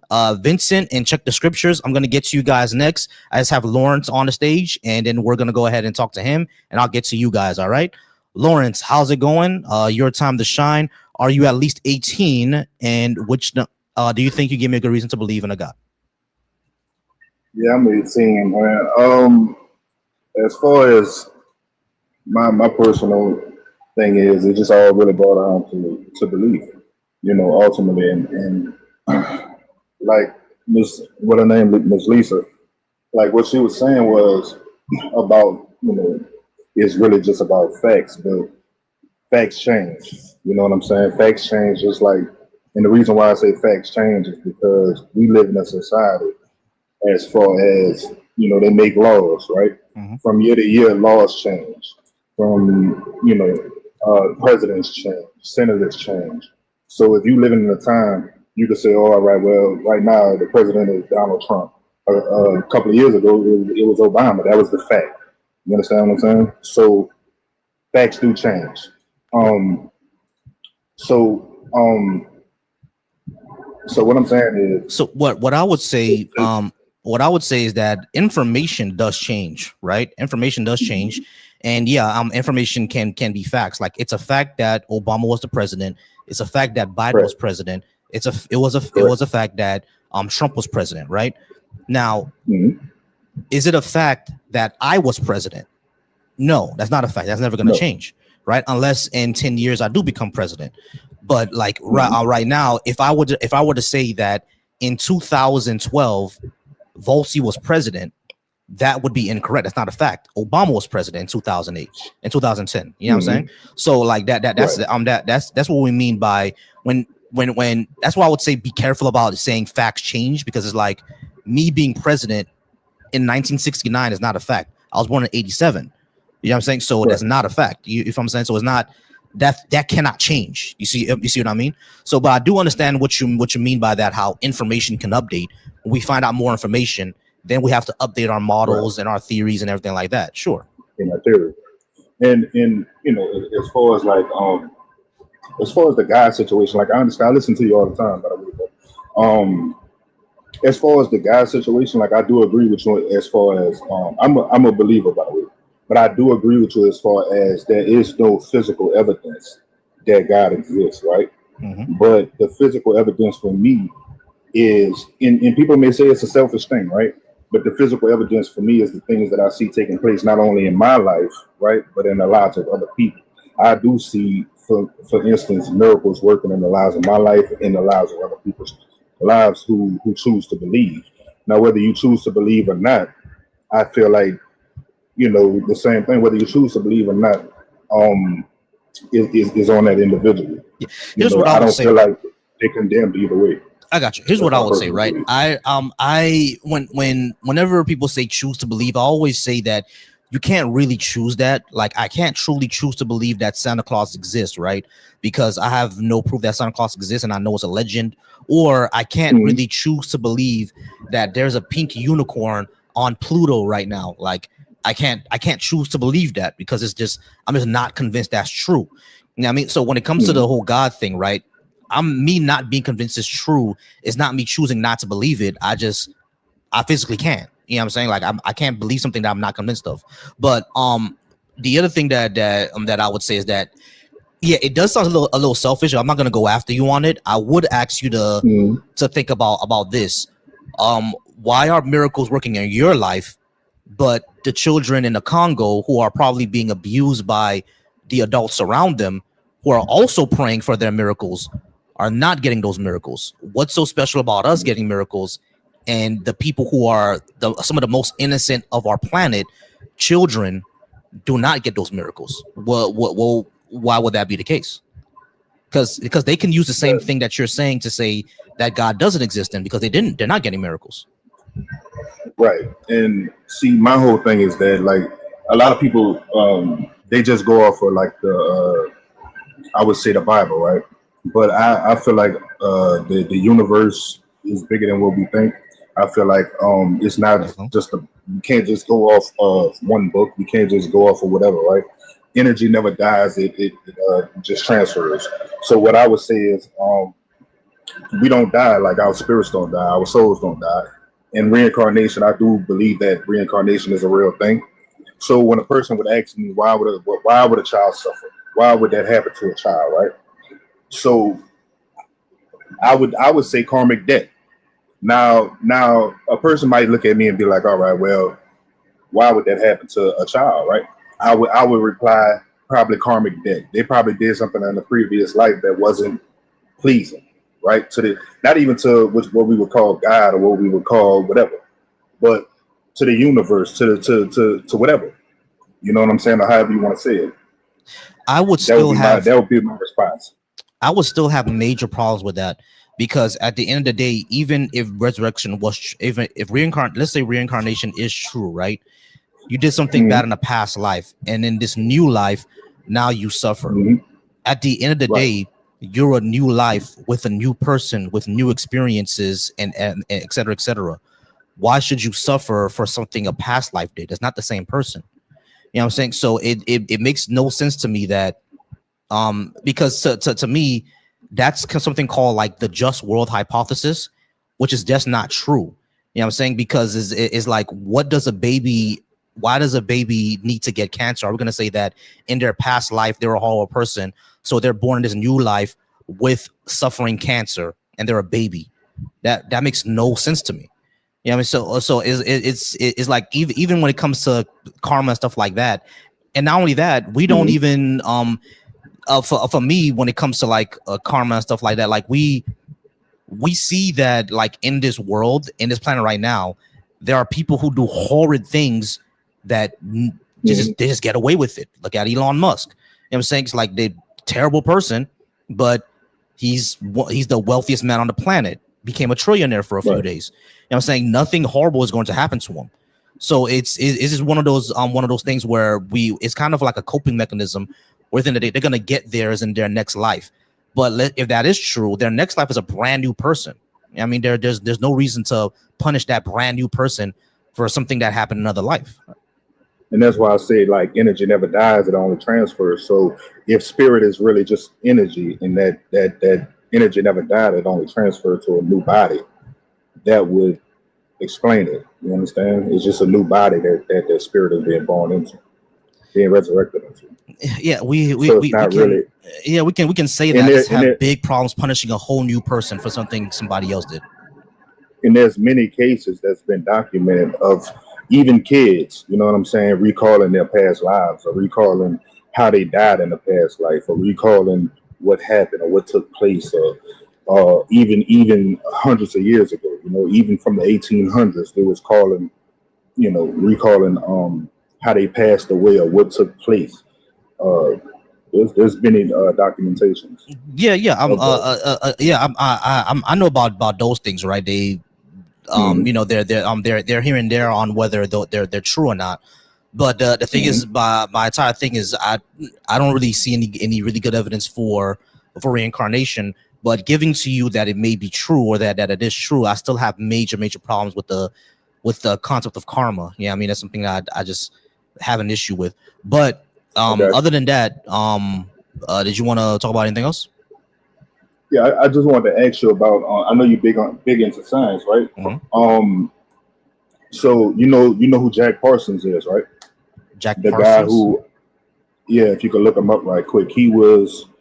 I know the last guy you were speaking to, you said that you really didn't believe in like occultism, right? Mm-hmm. So if you look up who Jack Parsons was, he met a guy who was in the occult, right? And he was big into like the occult or whatever. And before he met this guy, he was working with, they basically founded like a part of NASA as far as like building rockets and whatnot. So I just figured he basically dedicated his life to like the occult, and he credited the occult to helping him with his scientific progress, with his progression in the science. So what do you think? I would just want to ask you, what do you think about that? I mean, that happens. There are scientists who are religious. There are scientists who believe in, you know, fairly out there things. Yeah, sure. Now, does that make the out there things true? No, in my opinion. But yeah, I don't have a big issue with scientists having like a private life of belief, right? That's just something that's going to happen. Gotcha. Yeah, sure. But I don't think what he thought was true is actually true. But if he said this helped him out with his science and everything like that, like, all right, cool. Yeah, that's not a problem. Sure. Well, it was nice talking to you, brother. I think you're a very intelligent dude, bro. I enjoy your conversations when you're talking to other people, bro. And I do be in here listening, you know, and I enjoy your conversation, bro. I learn from you. So, hey, man, I appreciate you. Talking to you. You too, man. Appreciate you. Thank you so much. Come back later. All right, have a good one. For sure. All right, guys. I do appreciate y'all for being here. We're gonna go ahead and keep it rolling. We're going to bring to the stage Vincent. Yeah, there we go. Vincent, thank you so much. HNIC, you'll be right. You're in a queue, HNIC. Okay, you're after Check the Scriptures, who's also in my queue. All right, so Vincent, how's it going, Vincent? Are you at least 18, and do you think you give me a good reason to believe in a God? I'm doing so and so. Let's say I'm 22, so yeah, I'm of age. All right, great. Do you think you could give me a good reason to believe in a God? Reason, I don't know. I could give you evidence pointing towards it. You know, right now I'm kind of also struggling with my faith. Okay. So, what evidence do you think that is? So, you know, I'm a realist. So, the Bible is quite honestly not enough for me. You know, as there's many stories in the Bible which are quite gruesome, in my opinion. Also, there's, you know, other books around like the stories of Buddha, etc. So what I look to are real events, you know, that are documented in some way. I think right now there's two things which are in some way documented for me. The first would be the hour of darkness at the time of Jesus' crucifixion. And the second one would be the Shroud of Turin. Maybe we can talk about those two. All right. I think I've heard the hour of darkness during the crucifixion. If I'm not mistaken, there's there's some time issues with that. But when it comes to the Shroud of Turin, I'm a little bit more familiar with that. The Shroud of Turin has already been shown to be like a 13th century artifact, hasn't it? The Shroud of Turin, there has not been that much research done on it, No, but there there actually has was. been a There's been tons of research on it. there has been, yeah, but how would I put it? It's the research done on it is very singular, so to say, as in like there hasn't been like 10 groups researching one specific thing about it. It's more so like one person wants to research, for example, how the blood stains are, you know, one person wants to research how old it is, etc. And then there's maybe a couple of people who have done that, but it's not like a big amount, you know. But If I'm not mistaken, the Shroud of Turin has been studied like tons of times. As a matter of fact, let me see. How many times has the Shroud of Turin been tested? Let me see. It's been tested to various tests since 1978. I didn't even know it was that it was been tested since then. Yeah, but since 1978, they've been testing it over and over and over again, and every single time they test it, it's an artifact from like the 12th or 13th century. I think from around 1200 to 1300. Yeah, I mean, so yeah, like it's the shroud is not really something. I mean, like from what we from what we've been able to see from scientific testing, it's is not really something that's a supernatural like cloth, right? It's been here for it's like more of an artist piece than an actual real thing. it's a little difficult to tell because the dating that has been done on it, well, there were multiple methods which were used. The one which refers it to the 1300s primarily would be carbon dating. Mm-hmm. But you know, I'm a believer in carbon dating, but the Shroud of Turin is yeah, like a heavily contaminated object. You know, it's been through church fires, it's been touched and kissed by multiple people, so it's it's got a lot of new carbon on it, you know. But right, but even with that, it wouldn't really show that the parts of it that were not damaged or the parts of it that they can study, it still dates back to that around that time. I think the earliest that they found it was probably around like what 60 or 70 BCE, not BCE, CE, or I think the earliest was like about 55 CE. You know what I mean, that's still a little bit more after than Jesus died, but like these are around the time where they're finding that the shroud was made. So the thing is, the shroud doesn't really show us anything. That's my point. yeah, It doesn't really I show us would anything. say, yeah, I would say the you know the age of it is still a thing of debate. Um, you're correct. There's studies like carbon dating which show 1300s. Then there's other study methods used like comparing its linen to other linens found, but those methods are not really tested and such. So there's various results, you could say. The official position of the church with the Shroud of Turin in the aging is still that it's a thing of scientific debate. Also, with many things about the shroud, even if there's real blood on it, etc. I think one very interesting thing about the Shroud of Turin is the image that is on it.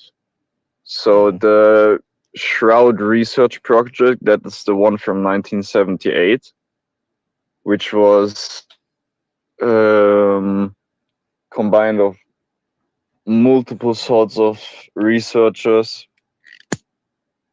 They came to the conclusion that that image has, first of all, it's not of artistic origin.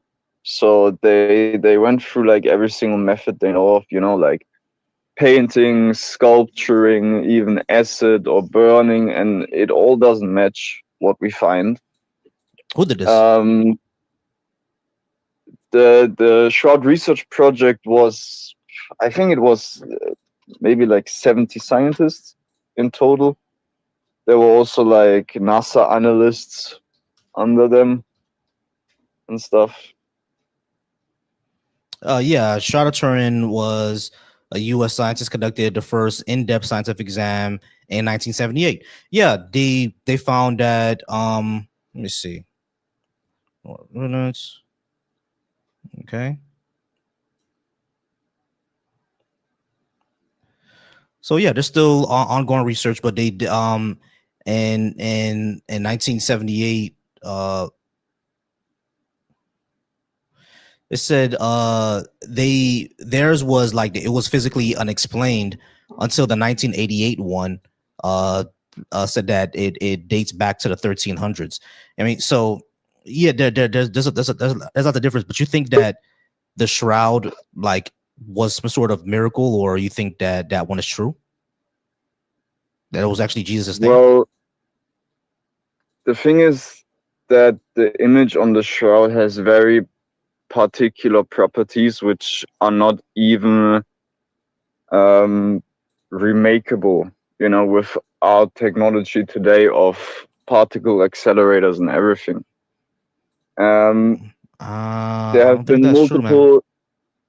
That is actually true. Like there have been multiple attempts of remaking it, but not a singular attempt could actually make every single one of those properties of that image appear. Yeah, I mean, you can actually duplicate it. That actually has been saying that that you can duplicate it partially, right? But whatever technique they use to make this is probably the ingredients and stuff like that's probably lost of time. So we probably don't know, but I don't think that would show that it's of a supernatural origin just because we can't all fully recreate something that was made in medieval times. Like we don't have a lot of that information, do we? I agree, but I think, you know, saying that the technique has been lost to time is very unlikely.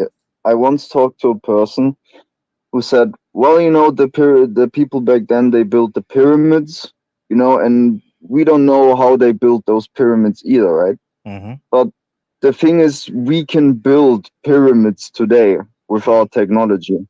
Right. We cannot make that shroud today with our technology. That is the thing, which is. But that's the thing. Like, yeah, we can make pyramids today, and we actually do know how they made the pyramids back then. But with the shroud, yeah, we can duplicate. There are things that we cannot duplicate from ancient times. Like, for example, Greek fire, right? Greek fire, we have no idea how the Greeks did that. So we can't replicate that from ancient times, but that doesn't mean that Greek fire was suddenly supernatural, is it? We just lost the ingredients for it. Right. So it's the same thing with the shroud. It doesn't necessarily have to be supernatural. We just lost the ingredients to it. I agree. I think there would also be a valid standpoint from the current research that has been done on it. The thing is that the image on the shroud has very, you know, particular properties, which are kind of impossible for the people to have made back then by the methods which they had, you know. I mean, not necessarily if we're able to carbon date it to that time, right? So it's I don't know, man. It's just that the shroud is very, very dubious. Yeah, I mean, I understand that you'll take it more as miraculous, and that's the thing of Jesus, but it's more of for me. Yeah, I mean, it looks more like an art piece. But do you think that's a good reason to believe that Jesus resurrected? Just the shroud? I think the shroud, you know, if it has the supernatural imprint, if that is actually the case, then combined with it being the actual burial cloth of a person or of Jesus, I think that would indicate a supernatural event happening to the burial cloth of a person, like a resurrection event, you know. Mhm. But you know, you ask me, do you have any, you know, proof or reason for me to believe in God? That's why I said I have evidence pointing, you know, towards it, but it's not necessarily proof, you know. As I said, I'm struggling as well, but I kind of take those two as yeah. the same thing, but I don't think the shroud is very good evidence because of how contested that it is. Like, if it was something where, you know, the scientific field was that concluded that there's nothing there's no way to physically explain this, like the entire field were to say there's nothing to physically explain this, we may have detected something supernatural. If that was the case, then I would lean more towards that, right? I'll be like, okay, there's something here, right? Doesn't necessarily have to be, you know, Jesus, but there is something here, at least, right? But since because it's so highly contested, and from the testing that we made on it, it seems to have come from the 12th or 13th century. Then I don't think that's something that we can go off of, really. All right, we're down to about 2 minutes. I'm not sure if you want to talk about anything else, because I gotta go ahead and move on to check the scriptures and then HNIC on my thing. I do see the other people who requested, guys, but I'm going with opponents for now, and then we can talk more later. All right, but yeah, Vincent, did you want to have anything else? Maybe I can share what I have discovered while researching the shroud real quick, which is, I think, a very, very good thing to know when you're researching things like this, or in general inquiring in scientific study. So one thing I've discovered with the shroud is that you should not you know, Google, is there blood on the Shroud of Turin, and then just take the first Google answer as like the truth, you know, or even go on a scientist's homepage and take their research conclusion as the truth. The reason I could give for that, for example, would be there has been the question if the Shroud of Turin was like painted, you know, if there's pigments in it. And then there was a researcher who did research on it, and what he did is he used duct tape and put duct tape over the top of the shroud, pulled it off, put it under a microscope, the duct tape, and said, yeah, there's pigments on this. So he concluded that, yeah, the Shroud of Turin was painted, you know. Then actually I mean, when it comes to the blood on it, like, it's disputed, right? There's some people who say there's blood and other people who have other explanations for it. So I was saying the shroud is highly, highly disputed. You know what I mean? Yeah. Could I continue for like just a couple of seconds? I'll be right done. Yeah, the blood is disputed. That's not really the point I'm talking about right now. The point is, like, is it painted with pigments, you know? The researcher said, yes, you know, it's likely a forgery made with dye mixed with gelatin and such. And then further research, you know, other researchers did more in-depth research. They like scanned the surface of it. And what they then actually found is that those pigments are just on a surface layer. You know, they are not actually like in the fibers in mixed in it like you would see in a painting. But even though those newer researchers have done that, the scientist on his homepage has not updated his research, you know. Okay. So I mean, I would look more into that. It's just I don't really take the shroud as anything. But Vincent, I do appreciate you. We're out of time. I'm gonna move on to check the scriptures now. But come back anytime and we'll talk. All right, appreciate you. Thank you as well. I'll do some more research and get back. Have a good one. Not a problem. All right, guys. So once again, thank y'all so much for being here. We're gonna go ahead and keep it moving. Z, how's it going? H and I promise I'm gonna get to you right after I talk to scripture here. Y'all, once again, thank y'all so much for being here. Who was supposed to come up? Queen. I invited you some time ago. If you want to go ahead and come up, you can go ahead and come up. Guys, I do see y'all in the request. Right now, I'm just going one-on-one. I'm gonna bring you guys up in a moment. All right, just give me a few minutes. Check the scriptures. How's it going? Are you at least 18? And do you think you give me a good reason to believe in a God? Yeah. So I'm over way past that number. So a good reason to believe in God. First, could I ask a question in terms of what's your position? Do you believe or you don't believe? Because that would probably give me in how I would approach. Yeah, I do not believe. I don't think. I don't have right now. I don't have any type of God belief. I don't think the supernatural is real, and until I get some evidence for that, that just was where it's gonna stay at. Okay, so don't believe in period. Okay, because if so, I as my name says, the scripture. I fully believe in the scripture. I fully believe in Jesus Christ. There's only one God, and He has no partner. I associate none with Him. But my approach, it would not make sense for me to dive into scriptures because your stand, and not just you alone, but for others, their stand on not believing, bringing scriptures to them would not be the best approach. My approach to you would more likely be of a testimonial and then to ask you questions on, just to have a quick dialogue. Is that good? Yeah, sure, that's fine.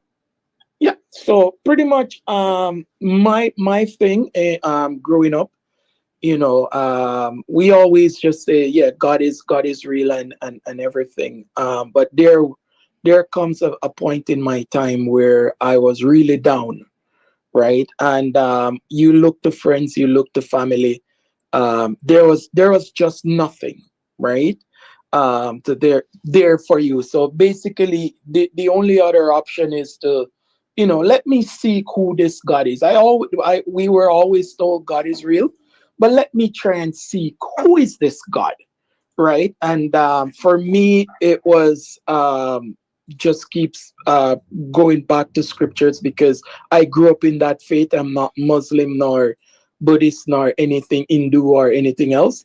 So I seek, and after seeking for some time and asking and pushing, things just start reveal itself exactly what I asked for.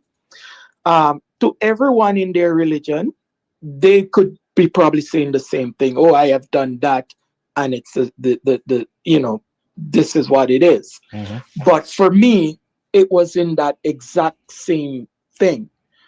So that's the reason why. That's just in a brief snippet of my conversion and what I've been through. Okay, so cool. I understand that, right? Now people in my audience are already pointing this out. Personal testimony isn't really proof of anything, and you've already admitted it that that there are people who can from other religions who can say the exact same thing as you. So it wouldn't really show us that this is really actually true. So the question then becomes is not what your personal testimony is, because we know your personal testimony is why you believe it. The question would become, how do we show that to be true to everybody else?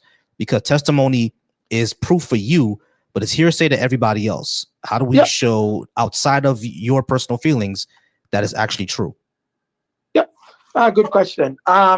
So my question, because we're in the dialogue and you're on the stand of believing nothing.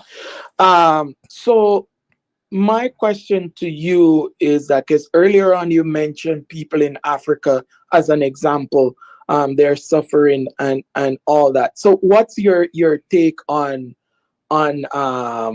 someone like, for instance, the main topic is like a Hitler per se. Mm-hmm. What's your main take on that? What should happen to someone like that? They should die. They should die.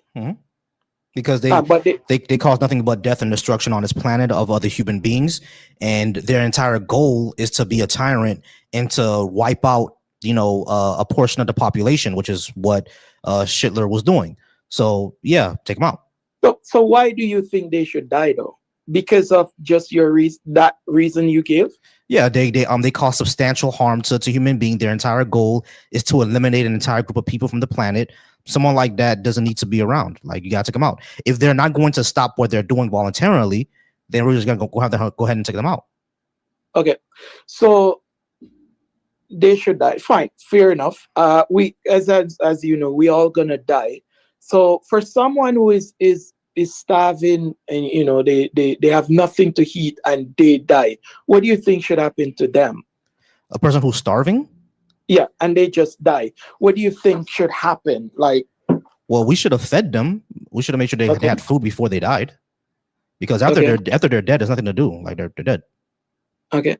So on your stand, do you think they should just die and that's it? There should not be any sort of punishment, no nothing. They just die and that's it. The death is the punishment. They're off this planet. They're gone. Okay. Yeah, that's it.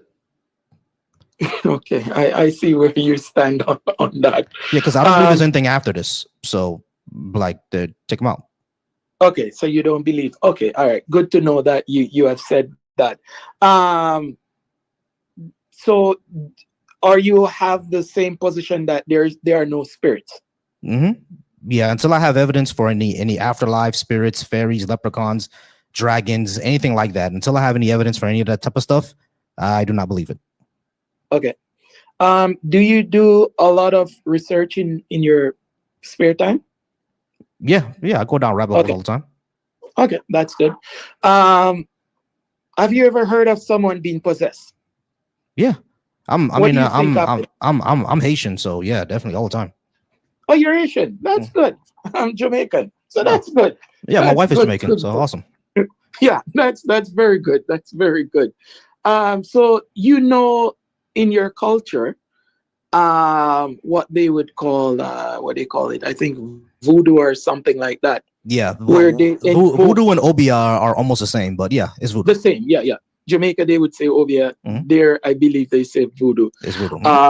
So when one would invoke a spirit, have you ever heard of it or seen of it?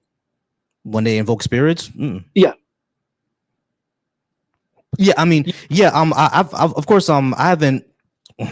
Sorry about that. Excuse me, guys. My grandmother was a practitioner, right? So I used to see like pigeon feathers and powder all over the house all the time. So yeah, I've heard of them doing it, like invoking certain spirits, especially during the revolution. During Haitian Revolution. Duddy Boukma, who was from Jamaica, as a matter of fact. Yeah, Duddy Boukma came over. He did the ceremony with the other practitioners. Yeah, so like invoking the spirits of Ogun, Urzuli, those type of people. Yeah, some people would still invoke the spirits of Dambala, Baron Samdi, people like that. So yeah, I've heard them invoking the spirits. Now, do I think those spirits are actually real is another thing. I don't think they're real.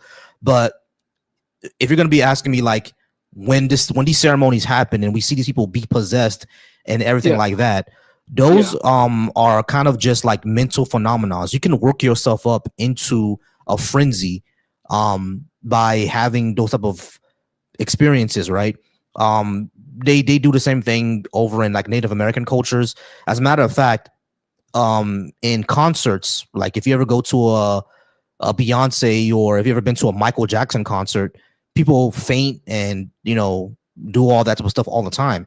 It's more of a psychological thing than I think more of a spirit possessing people, because I don't believe that we have spirits, but it seems to be more psychological than it is something that's otherworldly. Okay. No worries. So your stance on that, Yeah, I the only thing I can do at this point is just ask you a bit more in terms of if you ever seen these things, right? And then to ask you where would it be coming from? So you're saying you've heard of these things, but not actually seen someone being literally possessed. Because when one is possessed, they're not in the right mind. So the eye roll back into the head.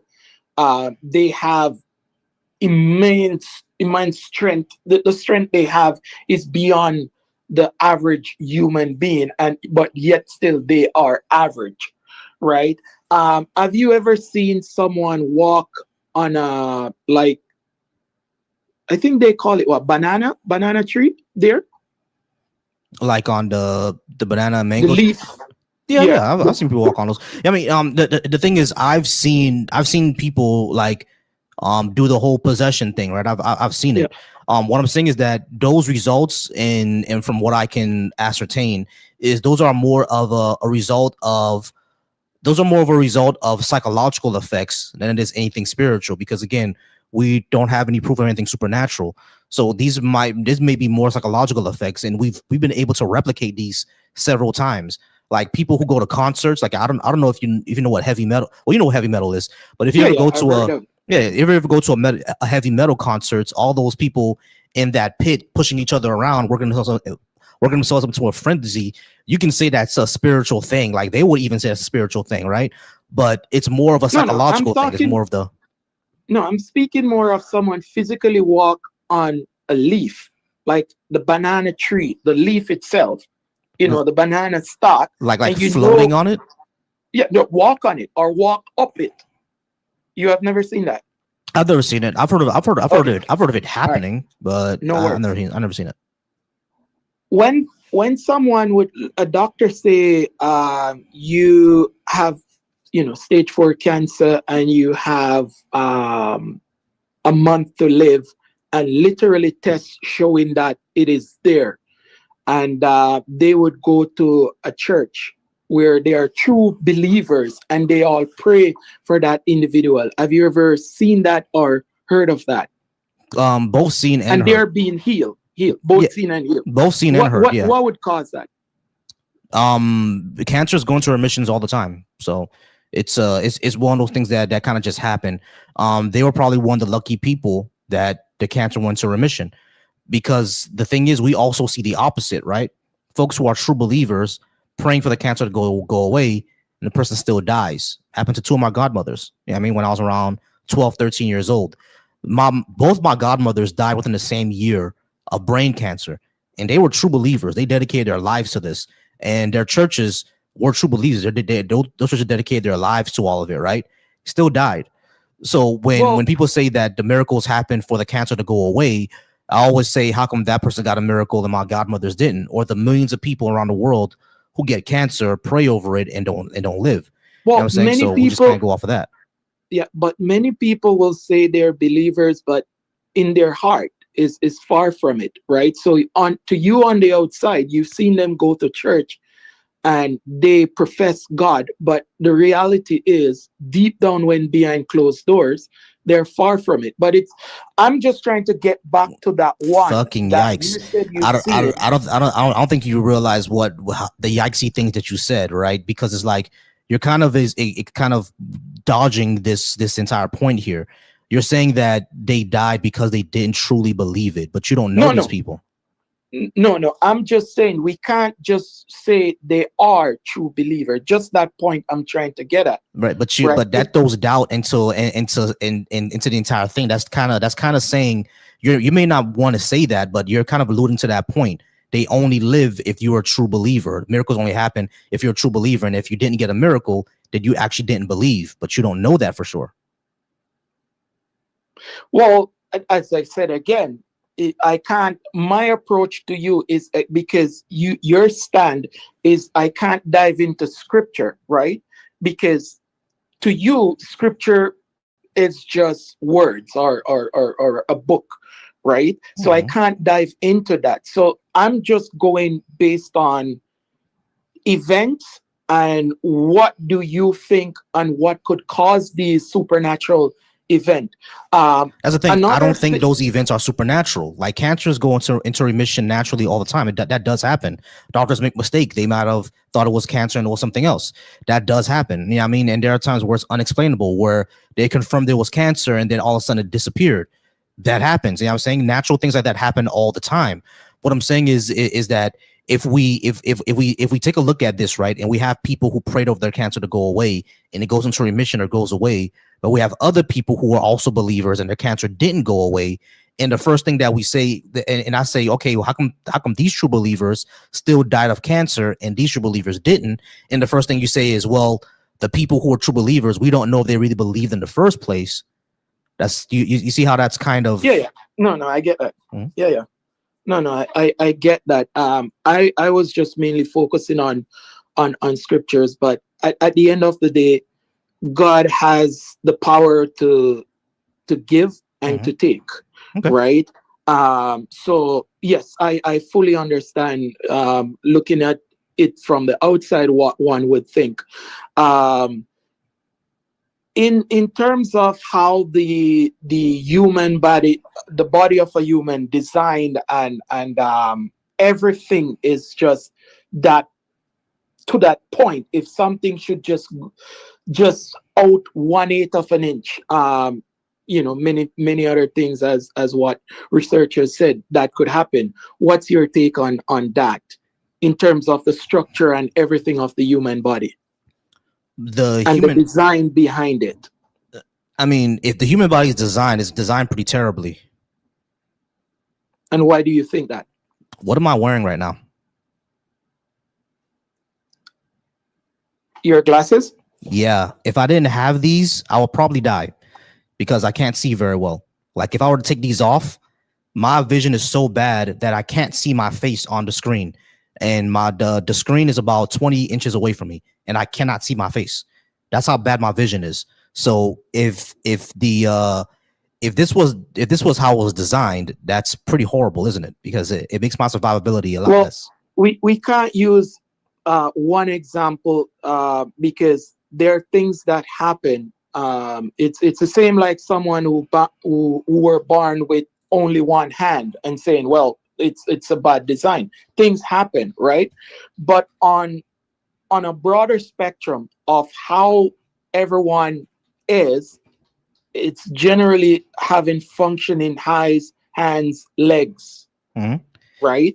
Well, 4 billion people wear glasses, so that's half of humanity. Half of humanity have bad vision. It's kind of a bad design.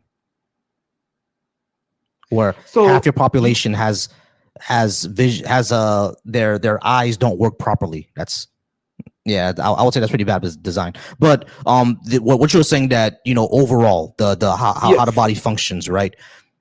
Still, like, we have useless things in our body, like the wisdom teeth. Wisdom teeth are completely useless. You know what I'm saying? So if that was a good, not only that, wisdom teeth get infected. You know what I'm saying? So if that was part of the grand design, I'll ask, what was the point of that, right? Why does our body grow cancer? Like, why does our liver accumulate fat if we drink alcohol, and then it has scars on it, and then we die horrible, painful deaths from drinking alcohol? You know what I'm saying? Is like these are things I would ask, like, because if our body was perfectly designed, then our liver should be able to filter out all these things and we're good, right? Yeah. So, but my thing is, if you're misusing it and abuse it, things will happen, right? We I agree with that. Our body designed to take in food, but if we overdo it, then we become obese. The thing is, check, when you say that our body was designed a certain way, of course that implies a designer, but you would have to actually show that our body is designed in the first place. How do we actually show that?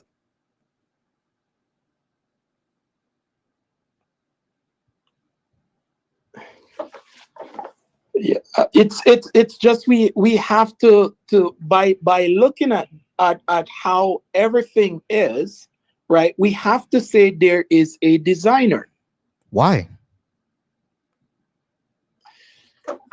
So the fact that by asking why in itself tell you that there is a designer, but we choose not to associate. No, not really. That. I'm kind of questioning the logic here. You're saying that when we look around, we have to say the designer. I'm asking why, and you're kind of saying, oh, well, you asking why means that there is. That's kind of silly. Why would we assume that? Like, there's no reason for me to assume that the universe was designed. Now, we can assume that this hat is designed, right? Because we'll never go out into the woods somewhere and see a shape like this just pop out the ground. We'll never see that. So we know the hat is designed. But when it comes to grass and trees and the human body, like, we know that happens naturally. So why would we assume design there?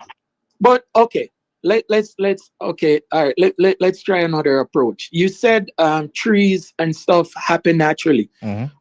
Where would you think like the first tree would come from? That's much more complicated. Trees came into existence, I think, from what we know, about 200 to 300 million years ago. Or was that sharks?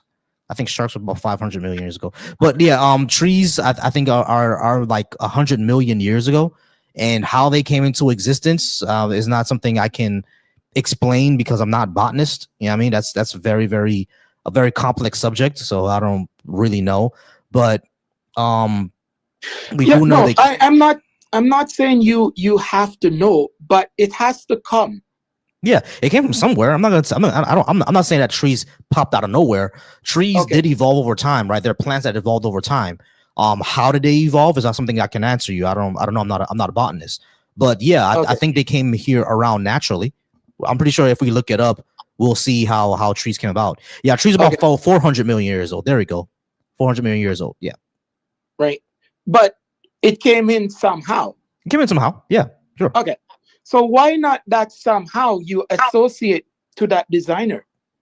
Because I have no evidence that there is a designer in the first place. We will need to show that first before I associate something I see with a designer.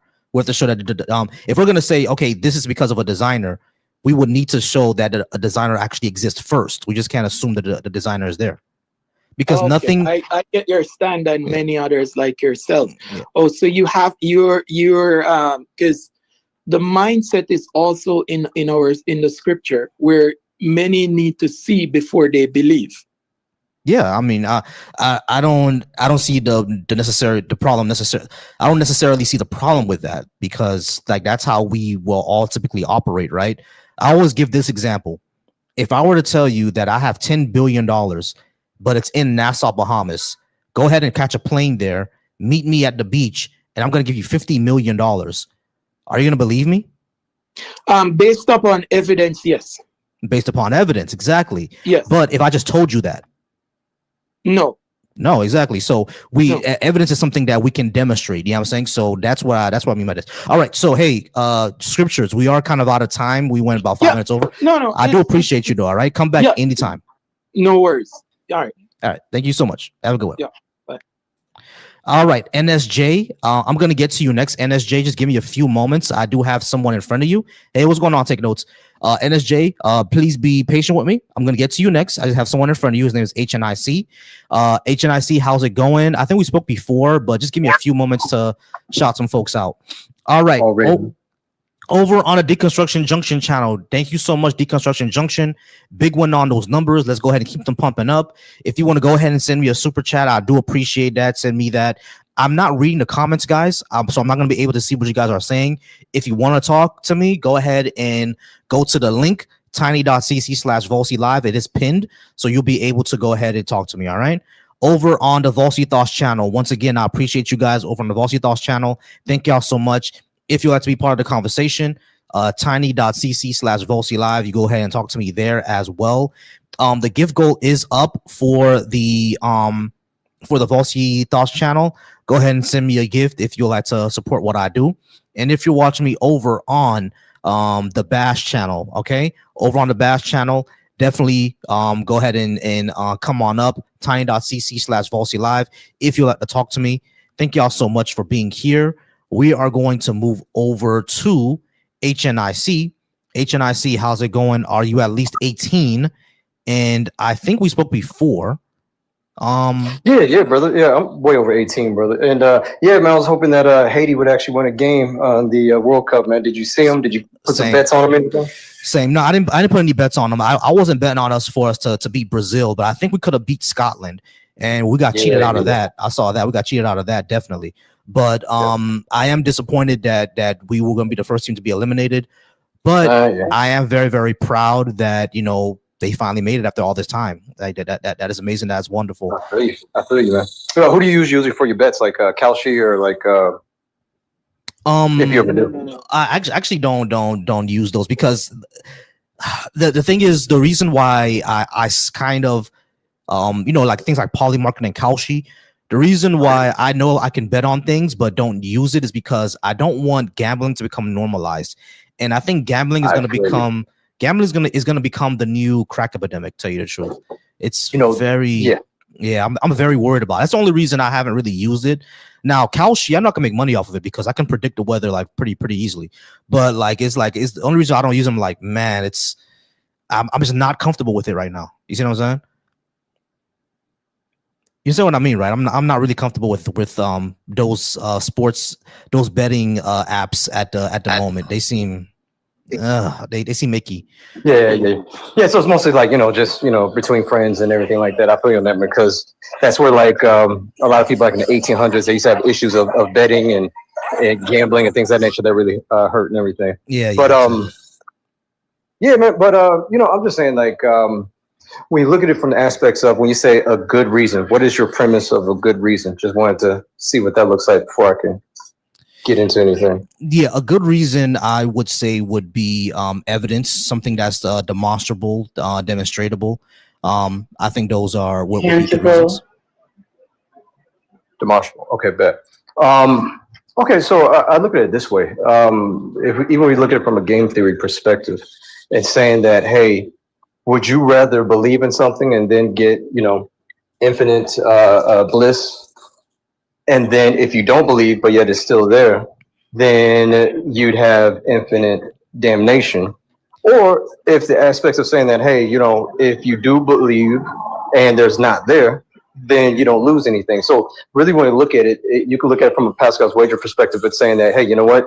You're not betting much, or the margins aren't that difficult to put up in belief, because saying that if you believe, then you can have eternal salvation.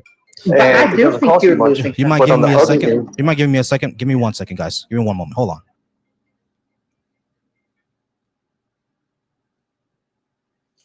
What's up, baby? Oh yeah, sorry, babes. I don't know if I interrupted anything, but I'm just letting you know I'm Well, so you might want to mute if you're having a personal conversation. No problem. Yeah, she was just telling me that she's coming back. All right, yeah. No. I just didn't want your business. You to put your business out there. I'm just protecting you. no, all good.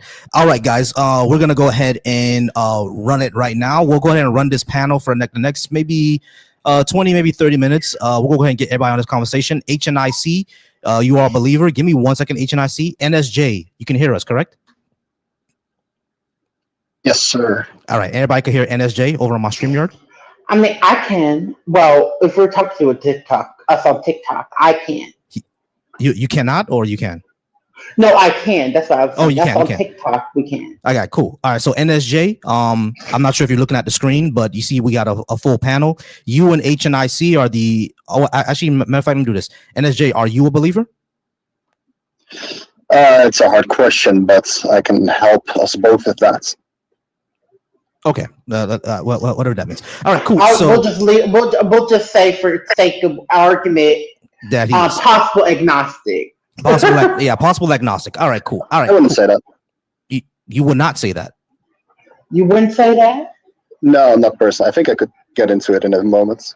All right, so we're just gonna call you believer. Okay, we'll just wait a little second. Just give us a second. All right, cool. So we'll go ahead and run it as a panel for now.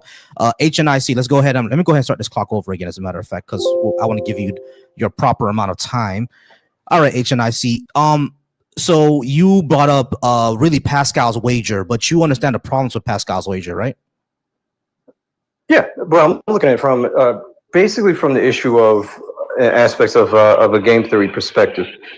You're saying that, you don't bet on Kalshi or anything else, but yet you do place bets and everything. You're a person that can look at a good deal when you see it and something that's logical of it being a good deal. And you're saying a good reason. So you're saying a reason for faith. Sometimes reason and faith can clash because people who have a worldly perspective, they're going to say, hey, you know what? I need evidence. I need proof. I need good reason. And a good reason already presented saying that, hey, from a betting perspective, and I know someone says, oh, it's only if you believe in one religion. Well, it says on your prompt says, believe in your God. If it's my God believes that there's one religion. All right, cool. But we're saying that, hey, your cost and belief, when you look at that aspect in a betting perspective, in a reasonable betting perspective, it would be something that say, hey, I would go with that belief because it's a good deal or it is a good reason to believe than not to believe because you're placing a bet on is there a God or not God. And then when you say, hey, I'll place the bet that there is one and there isn't. All right. The what cost you was quite minimal versus the idea of not believing. HNIC, there's a problem. Like people already pointed it out. Your God's not the only one. Brother, but you said it says here, can you give me a good reason to believe in your God? Yeah, exactly. So, I said my God. Hold on. But you said my God and my God and my belief. There's only one God. I know. I know. So I know. But what's it even if? Hold on, guys. Hold on, guys. All right. So yeah, HNIC, I get it. Under your belief, there's only one God, under only one religion. I understand that. But in reality, there are multiple religions. Right, yours is not the only one. So saying that you should place the bet on my God because my God says there's one and he's the right one, it's not a good reason. That's just a claim. Why should I believe that nigga? Hold on, bro. Also, it's not a good reason. Hold on, man. It's not a good reason for us to believe. The thing is, you said that a good reason to believe in your God. My God said that there's only one God, and that's the God that's out there. You said that. You didn't say believe in a. Right. So why is that a reason to believe? Hold on. But why is that a good reason? Hold on, HNC. Why is that a good reason to believe in that one? Just because he said so? So what? Okay. If I told you I got $10 billion in the Bahamas, are you gonna believe me because I said so? That's a good reason? Hold on. First off, okay, maybe you want to get your pronouns and everything fixed because it says your God, not a God. If you said a God, I wouldn't even came up. But you said your God. Right. My God. HNIC, listen. We know what your God is saying. Then you should have said belief in God. You should have said that thing instead of your God. No. You're gonna pause for me real quick, all right? I understand what your God is saying. What I'm rebuttal to you is that that's not a good reason for me to believe that. Just because your God says I'm the only one, that doesn't give me a good reason to believe that. Okay, so how about this? I'll act like you guys put belief in God. No. You can still believe in your God, but okay, you said that your God claims that it's the only one and the right one. We get that. But that's not a good reason for me to believe that just because it's just a claim. How do we show that's true? Okay, but you're going on my premise. When you say you're God, you're going on to my grounds, to my premise. And I also said, even if you don't, hold on, ma'am. Even if you go by that, let's say there's many gods, cool. But once again, it goes back to the many gods that will say that, hey, in belief, you will get rewarded. In disbelief, you will not get rewarded. So it goes still back to that wager of saying that, hey, so why should I believe that's true? Why should I believe that's true? Because you already said you're a betting person, correct? You said you need a good reason. You're really oversimplifying. Yeah, you said you're. Hold on, everybody, hold on. I'm gonna let everybody else go because I've been talking for a while. But listen, HNIC. Hold on, wait, HNIC. Listen, I'm gonna let everybody else go because just give me a second. So HNIC, listen to what I'm saying to you. You're if we're making the analogy of us betting on something, right? Like let's say we want to bet on a few horses, and we go to a horse and you say, okay, we should bet on horse Blue. The name of the horse is Blue. We should bet on that one. And I ask you, why should we bet on that one? And you just simply say, well, we should bet on Blue because the person that rides on Blue simply says that it's a fast horse. Okay, cool. Now another friend says we should bet on Red. And when I asked them, why should we bet on Red? They said, I have the details about this horse. Not only is it well fed, not only has it won its last 3 races, but also look how fast it is. Look at these times. Look at this jockey. This jockey is very, very good. He's been doing this for a couple of years. Great. That gives me reason to bet on Red. You saying I should bet on Blue because I have a really good feeling is not. You see what I'm saying here, right? You're looking at it differently. What I'm saying is that it's placing a bet instead of not placing a bet and saying that if you believe in reason, and you said that, even though you don't bet on Kalshi, but yet you have bet, you can look at a good deal or something that is reasonable. And when you look at those two things, saying that, hey, it's better to place a bet, which basically doesn't cost you much, or if anything at all, and you can actually win big, versus. But that's the part that we disagree Okay, but on. you're interrupting me. Right. Yeah, no, she's right. That is part that we disagree on. I don't think that we're making a good bet, or there's a reason to even make the bet in the first place. But see, but also I'm a mod, so technically I can interject. I've actually been letting you speak. Right. So. I'm actually gonna let them go in a second. Speak, all right. I'm sorry. I'm gonna sit back. I'm gonna go ahead and take a stand back. But HNIC, what I'm saying is that you're saying that the thing is to take a bet and not take a bet. You can see a good deal when you have it. Not only do I not see a good deal, but the second thing is that I have no reason to believe that your deal is even true. That's the thing, because you wouldn't bet on me, like, because I asked you already, and you said you already said no, you wouldn't do it. Like me telling you that I have $10 billion in the Bahamas, follow me there. You can bet on that, right? Because the reward is going to be $50 million. That's going to be your reward. Are you going to believe me just because I said so? What is the wager? What do I have to put up? Nothing. You just got to follow me to Bahamas, and I'll give you $50 million. But that's still okay. So I have to go there. That'd be a little bit different. That's it. You just got to go there. Yeah, buy a ticket. Hold on, listen. If you buy a ticket, that's around $200 to Nassau, Bahamas. When you get there, I'm going to give you $50 million out of my $10 billion. Are you going to believe me just because I said so? One, in the bet and the belief in God, that's an orthodoxy, not practice. I'm just asking if you're going to believe me just because I said so. I'm just asking you. But the proof in that belief or putting that wager in is different. Because HNIC, listen, HNIC, will you believe me if I just said so? Brother, please listen to what I'm saying. When you're asking me to answer to my question, my guy. No, yes because or no, it's a leading question, and there's no yes or no. Once again, no, there is a yes or no. There is a yes or no. I'll digress. Everybody pause. Everybody pause because the next 10 minutes I want everybody else to go. All right, HNIC, listen.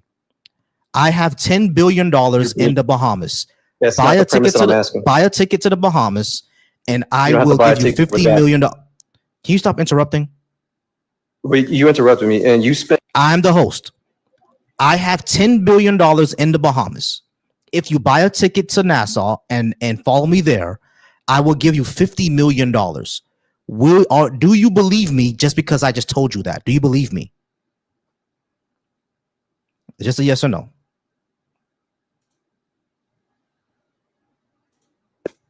That's totally different, sir. What I'm saying is this. Yes or no question. Do you believe me, man? This is not hard. Just say yes or no. I teach debate. You get me into a yes or no question that's trying to paint the options. I'm like, no, it's a yes when or it no comes question. To no, because it's a different premises. No, even my middle school students would know about that. HNIC, I'm asking you a yes or no question, bro. I'm just asking you a yes or no question. It's a yes or no question. I'm like, even in CIA, they will tell you that Jesus answering fucking yes Christ. or no question. This is not the fucking CIA. We're having an informal discussion. This is not the CIA. This is not debate class. Sir, we're having a stop. This is not the CIA. Stop. This is not the CIA. If you keep interrupting me or the host, I'm gonna drop you. Yeah. Okay, he's gone. All right, cool. Not a problem. All right, y'all. So NSJ, let's go ahead and go with NSJ. You're gonna be the last guest for the night. NSJ, how's it going, NSJ? Hello, sir. How are you? I'm all right. Cool. All right. So, do you think you give us a good reason to believe in a God? Give me a. I'm like, hold on, just for a second, Queen Nisha, girl. I know when I'm like, I'm mad, and actually, I'm gonna mute you. I'm like, meet you, and then I'm gonna have my way with you, girl. Okay. Yeah. Because I don't like punks, so I'm gonna request that. And I'm gonna mute you in the chat because I don't do keyboard gangsters. Come up, girl. Hey, Queen. I just if you're gonna be in the comments complaining and bitching and moaning, where's gonna go? Okay, there she is. Thank you so much. Oh, there she is. Yeah, she's coming. There she go. All right, so Queen, stay on mute until we're done with NSJ. Yeah, I ain't scared of nothing. You can't even pronounce my name. NSJ. I'm sorry, not NSJ. Queen. I'm like Queen. Oh, okay. So she's gonna go ahead and be a punk.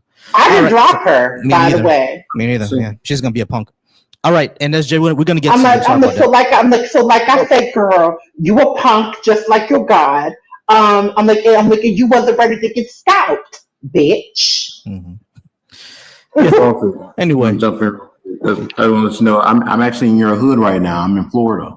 Oh, on vacation. Vacation? Central or south or north? I'm in Orlando. Oh, we gotta link up, bro. Inbox me. Oh, there she is again. Yeah, come up, girl. I want to check in. I forgot to check in with you. So, yeah. I dropped myself, ho, and you sound like you're forcing to be a woman, Hey, man. Queen, Now, bye, now, bye. Queen, mute up for me, please. All right, yeah, she is gonna do that. Yeah, because you tried it. All right, y'all. So let's go ahead and just talk to NSJ. So I know you dropped yourself because you was scary ass hoe, bitch. Yeah. So yeah, if she does that again, I'm just gonna go ahead and block her. Hey V, go ahead and inbox me too. We can go ahead and all link up. All right, NSJ, let's talk to you. All right, NSJ. I'm gonna give you the same amount of time that I gave the other person, so we can go ahead and have that conversation. Are you at least 18? And you said that you were. What do you think is a good reason to believe in a God? Yes, indeed. I am an adult. So it depends on what you mean by God. So we can get into that. I will say I don't want to debate or anything. I want to talk with you. I don't want to make it aggressive or whatever. Yeah, sure. We can go ahead and have that talk. Just letting you know that there's other people on the panel. They may want to talk to you as well. But yeah, sure. You can go ahead and talk to me for a few, and then I'm gonna go ahead and add them in. I'm gonna give myself about 5 minutes, and I'm gonna give them the rest. Okay. All right, NSJ. So when it comes to when I talk about God, right? I typically talk about typical Western monotheism, like Judaism, Christianity, Islam. We can get into Hinduism, but I don't know much about it. But it's essentially those versions, right? Almighty supernatural being that has agency and interacts with the world every day and has will and et cetera, et cetera. That's typically the type of version of God that I talk about. Now, if someone is talking about a God that is the foundation of reality or whatever like that, I don't have much of a beef with that, but I don't see any reason to label it or call it a God or label it a God, because it has no will, it has no agency. It's just the floor of reality, the foundation. I don't see any reason to call that a God. But if you're talking about a God that has, especially in the religion, that has agency and interact with the world, that's the ones that I'm talking about. And typically the ones that have an issue with are the Christian, Muslim, Jewish versions. But go ahead. Alrighty. I would say my definition of God is something that you put on top of anything else. It's your priority. It's on top of everything that you make your decisions of. So whatever you're doing right now, where you're having this conversation, you're doing it for a reason, ultimately for one purpose. And you can put that word God on it if you would like. If you don't want to, because you think that definition is bad, you could disagree with me. I think that's a good definition. It's not the type of God that you're talking about, but I want to start simple. I think there's at least something that everybody prioritizes, including yourself. What do you think you prioritize? Well, I prioritize my health. I prioritize my relationship with my family, with my wife. I prioritize my studies because I'm studying to be a counselor, a mental health counselor. So I prioritize that. I prioritize the mental health of my community. I prioritize that. So if we're gonna go with priorities is a God, then people's children are their gods too, because people prioritize their children all the time. That's true. So that's why I think those type of labels don't really work, because we're gonna get into there's something on top of that. Of course, there's always something that's above the other, that's more valuable to you than something else. The reason why you care for your kids, the reason why you care for your wife, I assume what you can encapsulate that all in for yourself might be well-being. Is that reasonable to say that you would well-being for yourself, for your wife, for your children? Of course. Do you think there's a reason why you want that well-being for yourself and for everybody around you? Yeah, I'm a human being, and we're geared towards survival, and we have empathy because we're a social species. So right. So you want survival and you want empathy towards others because that makes you survive more, and that makes sure that the well-being stays intact. Yeah, exactly. I want well-being for myself, and I want well-being for others because I have empathy, and I want to see people live happy lives, just like I want to live a happy life. So what if somebody doesn't want that? Because there are thousands, millions of people that would claim that they're not so interested in survival anymore. How does that? Like people who want to self-delete? Yes. Yeah, I mean that is a thing, right? So what we typically do is, especially in the counseling profession, we find out what is going on with them, like what is their story, why do they feel that they want to take their own life and not be here anymore, and we try to help them heal, right? Because typically those reasons are around trauma, around depression, around a sense of grave unhappiness. So we try to help them heal from that. I would say those things are probably true, but I would say that any kind of fix that people can give to them is not the type of fix they want. They have already decided their fate. I won't go into this too much, but my point is that there's people that genuinely, because of the life that they see in front of them, not even their lives, but any opportunities that could have been given to them that they didn't even reach, are not opportunities that they're any longer interested in, regardless of any good scenario. If they had a good dad, if they had a good mom, if they had a lot of money, if they didn't have a lot of money, if they had a good schooling, or if they did not, there's people that are not interested in life. And you have to explain why those people should be interested in life. Well, that depends on why they're not interested in life. They wouldn't be interested in it because you would have to answer, for example, at least the most important question as, what are we going towards? What's the goal? They have to decide that for themselves.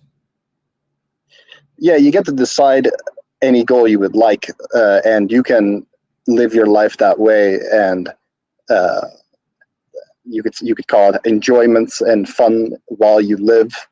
But if someone doesn't see value in that, you could say there's something wrong with them, like maybe you should value something in life, or you could say some people just don't value life, so then I don't want to do life, and then you would leave life.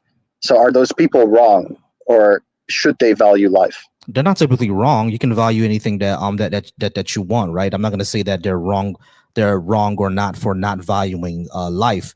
It's only wrong that because they don't value life, therefore they bring harm onto others. That would be wrong. But if they just don't value life and they don't value themselves, I think there's something going on with them mentally, right? There's something wrong there. Like something is happening to them to not value themselves and not value life. There's a reason for why that is. It's typically negative reasons. But the only thing I will say that is wrong is if their actions is to take away or harm other people. If they want to take away their own life, is that wrong or not? So I don't think self-deletion falls into the categories of moral or immoral. That falls into the category of more of basically health. Exactly. It's basically it falls in the category of health. Like, is it wrong to catch a cold? Like, that's kind of silly, right? It's more of an issue of health, not an issue of morals. Is it ever logical not to consider life? Is there logical to not to consider life? I'm not sure. I'm not sure how to answer that.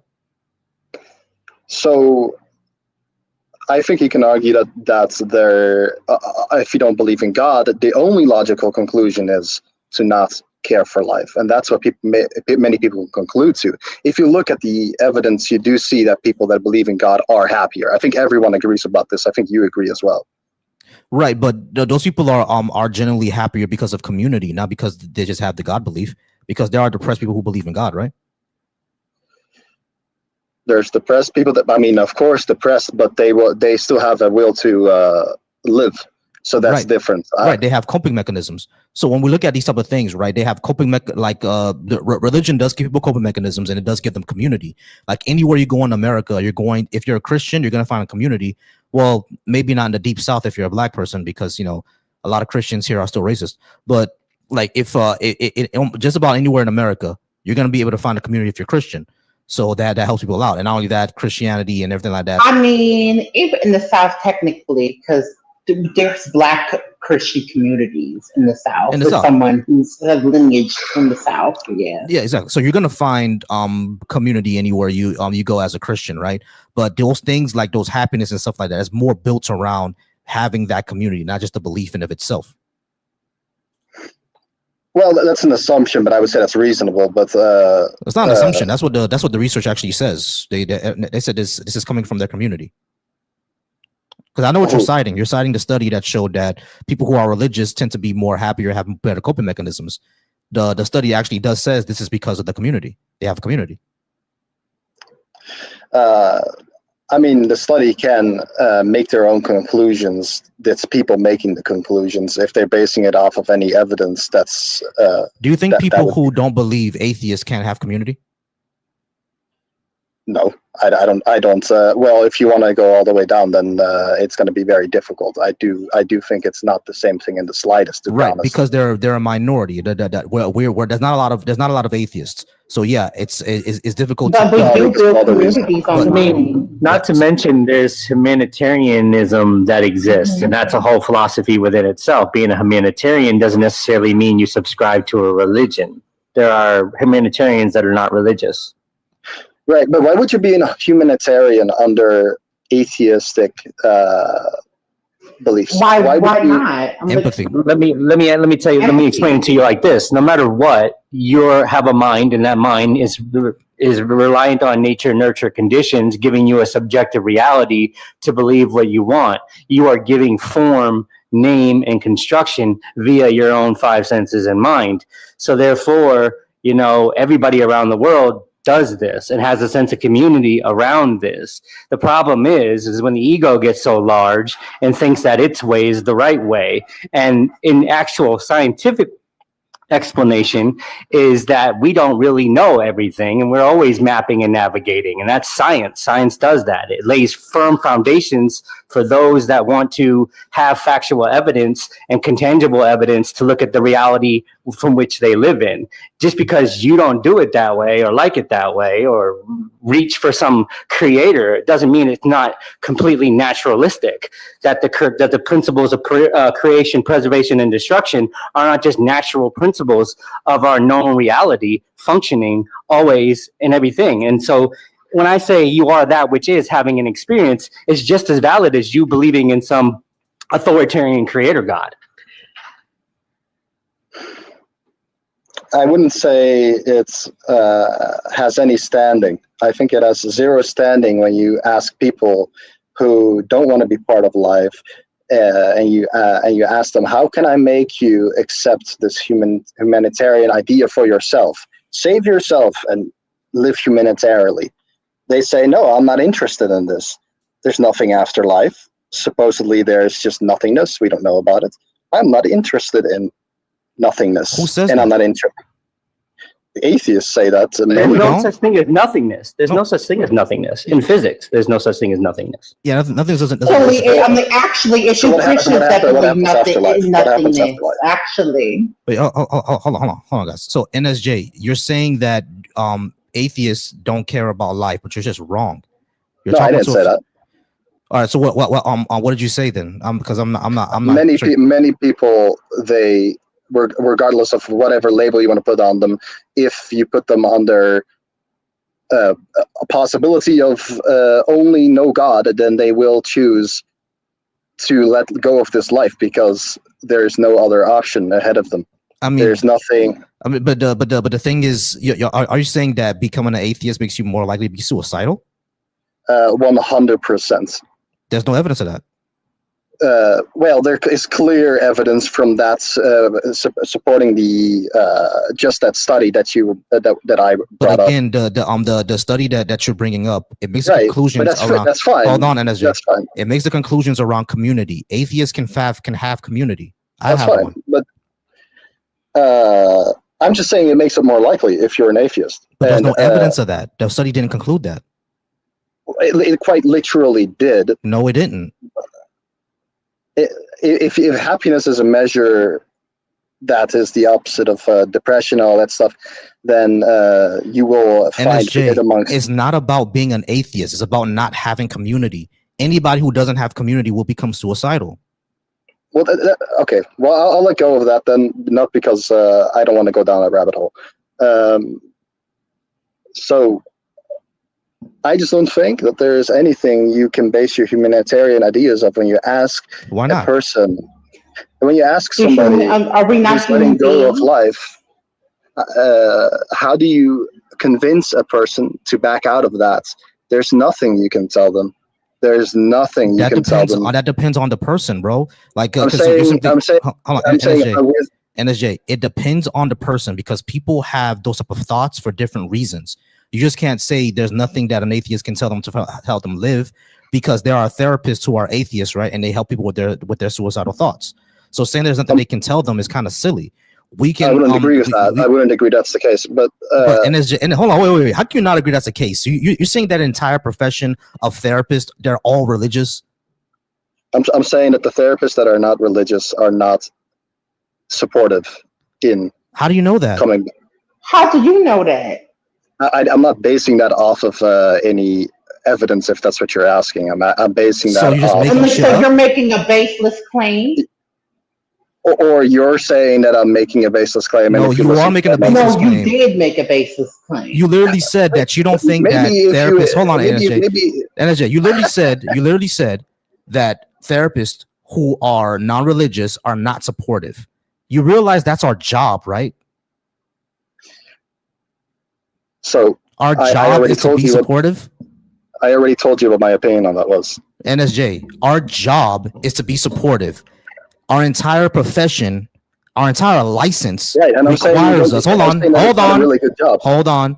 Our entire license requires us. Convince you or do you not? NSJ, our entire license depends on us to be supportive. It's literally our license depends on it. You're saying that we went to school this entire time, got the test. Right, you want to go back to the topic? Hold on. Got the test, got the license, took on clients to only not be supportive. Right. Does that logically make sense to you? I don't agree. Let's go back to the topic. NSJ, does that make sense to you? You are wrong. I just told you it doesn't. Let's go back to the topic. All right. So you realize that you're wrong then. This is very idiotic to say. I didn't say that. You said that. Okay. So you're wrong. This is idiotic to say. You're just correct objectively. You're just objectively wrong. NSJ, you understand that being supportive is what we get the license for. Like it's literally our license to be supportive. Why are you going off topic on this rant? NSJ, the reason why I am because you brought it up. You brought this up. Also, he's the host, so he can do whatever he wants. You don't run shit over here, just like your church. Exactly. Number one, you don't run shit here, but number two, you know who brought this up. Now you're retreating from it.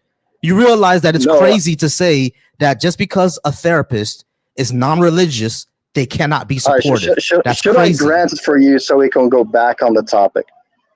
All right. So do you understand that's crazy to say?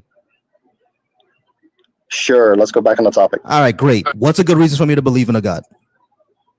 All right. Now that we are back on the conversation that we were supposed to talk to. Don't do the snarky shit. Don't do the snarky shit. You could get dropped. Yeah, because like we said, you don't run shit over here. You're the one who brought this up. So if we're gonna go down that rabbit hole, don't bring up shit you're gonna retreat from later. Then, all right. So let's. Yes, you did. Let's do this. Don't do the snarky shit, and let's go ahead and talk. And you can talk with the panel now because I've been on for a while. You guys can go ahead and talk to them. But what's a good reason? Go ahead, Caddy. May I address them? Sure. So it seems to me, by your own subjective reality and the own nature of your experiences, that you are thereby grabbing what you hear and what you have read and giving yourself and formulating yourself a purpose. But it is you yourself who are creating the purpose. It is you, by being the individual, is the one that's creating a purpose. You're the one that wants an afterlife. You're the one that wants a purpose to reality. These are you that's doing this. So in that comprehension, somebody else within the subjective reality from which we live can make their own ideas and their own contextualization of reality. It is up to them to define their purpose. Up to them to define their purpose. You are defining your purpose based upon your subjective reality experience. And that in itself is different from all other individuals within our reality, within our contextual reality.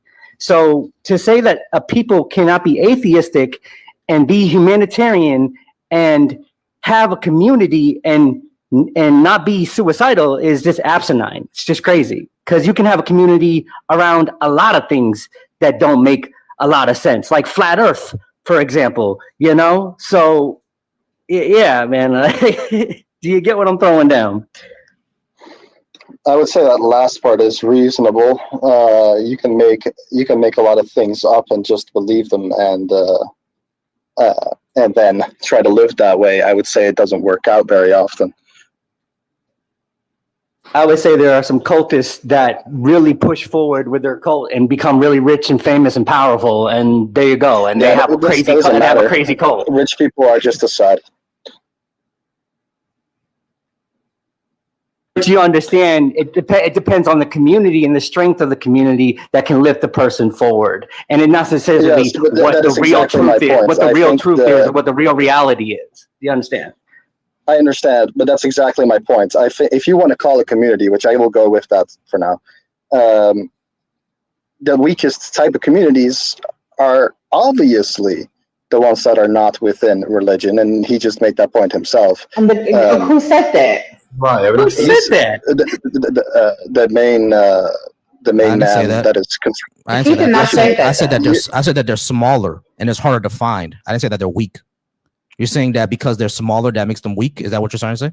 No, I didn't say smaller. I said because their foundation of their community is less solid. So I didn't say that. So the when you say the foundation of the community, so you're claiming that they're weak. We didn't say that.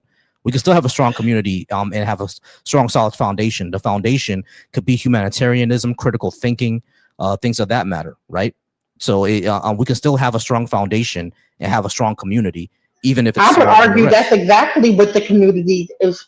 For example, Volsi, that we have built on this that with Black atheists is literally about critical thinking and humanitarianism. That has literally been what we have built a lot of these platforms. Most cults are small and they're very strong. So like the concept, the idea that, oh, well, you don't have a strong foundation. Like what creates a strong foundation? I'm saying I don't think they're very happy people. How do you know I'm not a happy person? Like I'm not speaking on you specifically, but I'm saying that people that don't have what makes you think that they're not happy? Why do I think they're not happy? I think they're not happy because they don't have a grounding, like a stone ground that they're standing on under all the reasons why they're doing things. They're doing. Yeah, we do. You said well-being. And yeah, that's a strong foundation. Well-being is a pretty strong foundation. Why? But why well-being? What do you mean why well-being? Why do that? Why do be that? well? Why be well? Because it's preferable. I like being healthy. Why? Why is it preferable? Because that's just how my body is built. I like to be healthy, so it's preferable for me to be healthy. That's a circular argument. It is. My body is built that way. My body is not built to not to. My mind is geared towards being secure, being emotionally well, being mentally well. That's what my mind is built around. So that's why I give my life towards. Well, many people disagree. Many people are dead. I know they disagree, but you asked me about me, right? So that's what I'm built towards. Right, but you have to explain why those people are disagreeing with you. I don't know why they're disagreeing with me. They're disagreeing for their own reasons. I don't know. That's not me. That's on them. Like, go ask them. What the fuck? Yeah. What about just the human body, like dopamine receptors, right? Like dopamine receptors can influence behavior. So like there's people who do like one would consider destructive things based on the dopamine receptors. Other things do things that others would consider more helpful. You know, like one may engage in illicit substances in a way that is makes it hard for them to function in life, right? But they continue to do it because the dopamine receptors continue to fire, whereas other people choose to, I don't know, let's say work out, a lot because their dopamine receptors basically reward them for working out, right? So for us, our dopamine receptors reward us, right, for getting into community that reinforces a behavior that we feel via our dopamine receptors is positive, that activates those dopamine receptors. That makes sense to you? I get your point. There's things that are above your dopamine receptors, like when you take a drug, it feels very good in the moment, but when you take it off, when you're off of it, you realize that was a very bad decision I made because I almost died. And the reason why, even if you do something positive with your dopamine receptors, that it feels good, you still get an awakening afterwards. Once your feelings dial down, you have to make a decision on what you think about what you actually did. And there are people that decide after the feelings that they felt after drugs or working out that all of it wasn't worth it. All of it wasn't interesting to them. Those people exist, and those people have to be explained to why they are wrong for leaving this life. Or you could say that they're not wrong for leaving this life. And if they're not wrong, then there's going to be many people that don't agree with you, and there's going to be many deaths. That's something I believe. It's human life. Like humans disagree with each other. That doesn't really mean much. I mean, like, people disagree on what God they feel is the correct God. Like, you say, oh, it's God. Others say it's Zeus, and others going to say it's Cthulhu. We say it's nothing. So and for you that has apparently worked well. Let me finish real quick. Like, you basically said, oh, well, the belief in God is morally good. But like, there's nothing to basically to say that believing in God is morally good. Like, there's nothing to back that up or to prove it. It's just like your opinion, man. Like, it's pretty much there's no evidence inside. There's no evidence of the kind that you guys want. That here's what I would say to reiterate. Hold on, when it comes to I got you. When it comes to self-deletion, again, I don't take this as a moral issue. It's an issue of health. Like, it's not wrong to catch a cold. I mean, you're not morally wrong to catch a cold. You just caught a cold. It's an issue of health. I mean, it's not an issue of morality. Now, you're saying there's going to be people who disagree with that notion. That doesn't mean that's going to lead to more deaths. We just disagree on the issue of suicidality. That's all we disagree on. We all still want to save these people. Right, but I'm saying you're not going to be able to. It's not going to work. So why did it work for me? Because it worked for you and not for somebody else. But you just said that we're not going to be able to save anybody, but it worked for me. Right, and it's not going to work for somebody else. But you don't know that. Actually, he should actually take his words and then eat them, because if you have a belief system and you think it's going to work for everybody else, but it doesn't work for everybody else, that means it doesn't work for everybody else. So, I mean, I'm sorry to say this, but, I'll use an AC/DC quote here. God is the blanket we throw over the mystery to give it form. And you're doing that, but that's not the only way to handle reality or the contextualization of reality. That's just your way. You can call it blankets, but is the blanket really there? Is it real? If it's real, I mean, you're too attached. You could be very much too attached to the blanket, and you formulated the ego around it, and you're parading it around as a protective blanket to condition your reality so that you have a firm foundation. But it doesn't make anybody else's way of doing that any different from yours. You're just thinking that you have a superiority understanding of reality when you do not. Because again, it is you who makes up your own purpose. It is you who defines your own purpose. And similarly, it is other people who do the same. And Ajay, the problem that I'm having here is that you're saying that we're not going to be able to save anybody. It's not going to work, but it worked for me. And you're simply saying, oh, well, it worked for you, not going to work for somebody else. You don't know that. There are plenty of people who are non-religious out there. Hold on. But it did work. I'm an example. So you can't say it doesn't work if I'm an example. I'm saying it hasn't worked with those people. Which people are you talking about? You're just coming up with a hypothetical people, bro.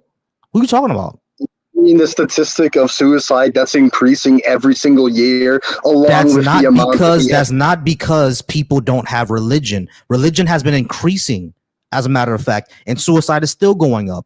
So the issue of suicide, hold on, yes, it is. So religion, especially for amongst young men, has been increasing. There are more religious young men than young women right now. Religion amongst young men has been increasing, but suicide amongst young men has also been increasing. So it's not about religion. If you look at like the last 5 years, it has increased slightly in some ways. If you look at the past 100 or 200 years, it has narrowed down extremely to my point, NSJ, is that religion has been going up, especially amongst young men, but suicidality is still going up amongst young men. That means that religion is not the cure-all here. There's something else going on. I also want to point this out, Volsi. Notice that the religion, belief in religion, in particular Christianity, is going up in young men. It's also around the same time that a lot of more young men, specifically Gen Z and millennial men, are going further right. I don't want you to ignore that part. There's that part, yeah, exactly, because they're going more and more further conservative. Yeah, I mean, the pendulum shift of society has shifted from the left to back to the right. Right, that happened. So more people are becoming religious. But as we see more people becoming religious, we still see suicidality still going up. So religion is not the cure-all here. The cure-all is security, is emotional health, and mental health. It's way too early to make such a statement about a 5-year increase in religious. I think it's actually a 10-year increase. It's been going up for a while. I think since 2016, the first Trump era. I think during the Trump era of politics, religion has been going up. That would make sense. That sounds about right. Since like 2016, since the Trump era of politics, it's been going up. And suicide, these are too small time frames. And suicide amongst young men is still going up. So yeah, correlation is not causation, right? I'm not saying that because people are becoming more religious, that's why they're committing suicide. Of course not. I'm not saying that. But I'm saying is that because we see this phenomenon happening, we cannot say that being non-religious is what's causing all of this, because religion is going up. So it can't be that. All right, we do got to move on. I got one more last person, but NSJ, go ahead and come back next time. We appreciate you. Able to say. All right, so we're gonna go ahead and move on to Cajun. I'm gonna let you guys take this one because it's I've been talking for a while. But Cajun, it looks like we're gonna disagree on politics as well. But you saw that too? Yeah, I saw it. Mm-hmm. So what's a good reason for us to believe in a God? Why should we even be conservative? Fuck Donald Trump, by the way. By the way, I gave no indication that I support MAGA. So don't make assumptions. That's the problem with you. You really make did assumptions. Well, I don't support MAGA. Hey, but Cajun, I don't support MAGA politics. I got you. Pause real quick. But y'all making assumptions. Hold on, Cajun. Pause. So what I said. Well, pause. My goodness, don't talk again. So what I said was why we may disagree politically. Why should I be should we believe in a God? And I also said, why do you think we should be conservative? I didn't say anything about MAGA. Now I did say fuck Donald Trump, but you agree with that, by the way. So, but I'm assuming that you're also conservatism and MAGA are not mutually exclusive. Actually, there are conservatives that are anti-MAGA. In fact, many of them are. Many are anti-MAGA, yeah. So if you're an anti-MAGA conservative, that's fine. Yeah. I'm actually because I'm a moderate, right? So I have a mixture of both, and I could tell you that there are a lot of conservatives who are anti-MAGA. I've actually come across a few on this app, especially during this administration, this time around. During this time administration, there's a lot of conservatives leaving. I hold both conservative and liberal views simultaneously. Okay, it's not necessarily to line up completely on one side or the other. Okay, cool. Not a problem. Yeah, that's why I'm a moderate. So you're moderate. Yeah. No, because the political moderates tend to. Okay, that's fine. That's fine, Cajun. We don't have to get into that right now. Yeah, why should we believe in a God? Okay, we don't have to get into that yet. So, sorry, what's your question? Why should we believe in a God? And your God, actually, okay. Matter of fact. Well, mine isn't philosophical or a opinionated position. Mine is actually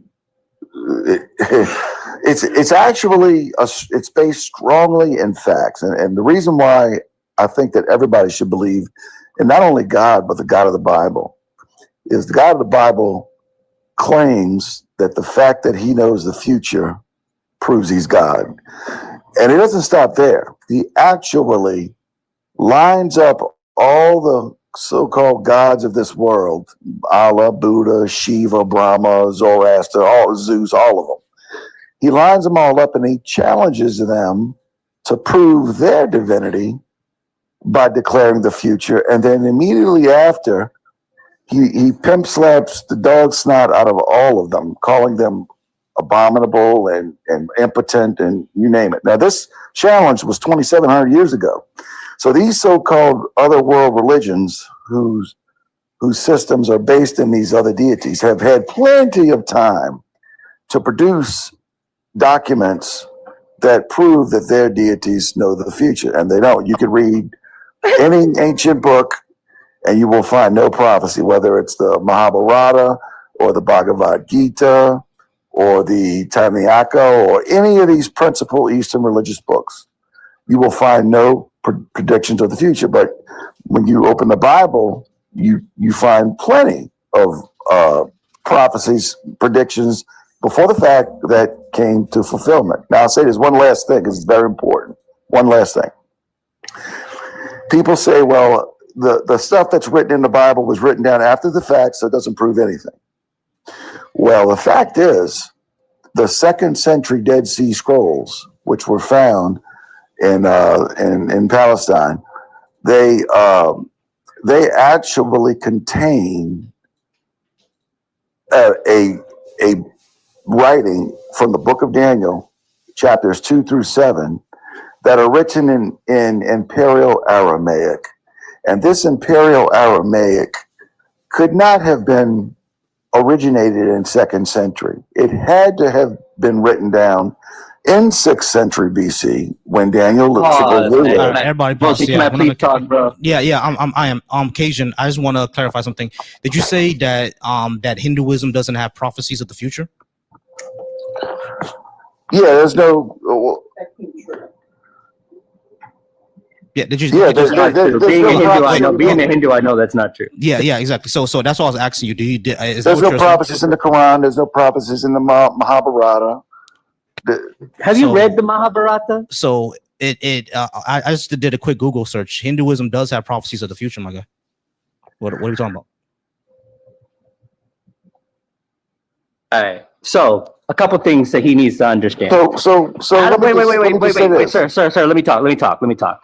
Sir, historically. Let me just clarify out of polytheism.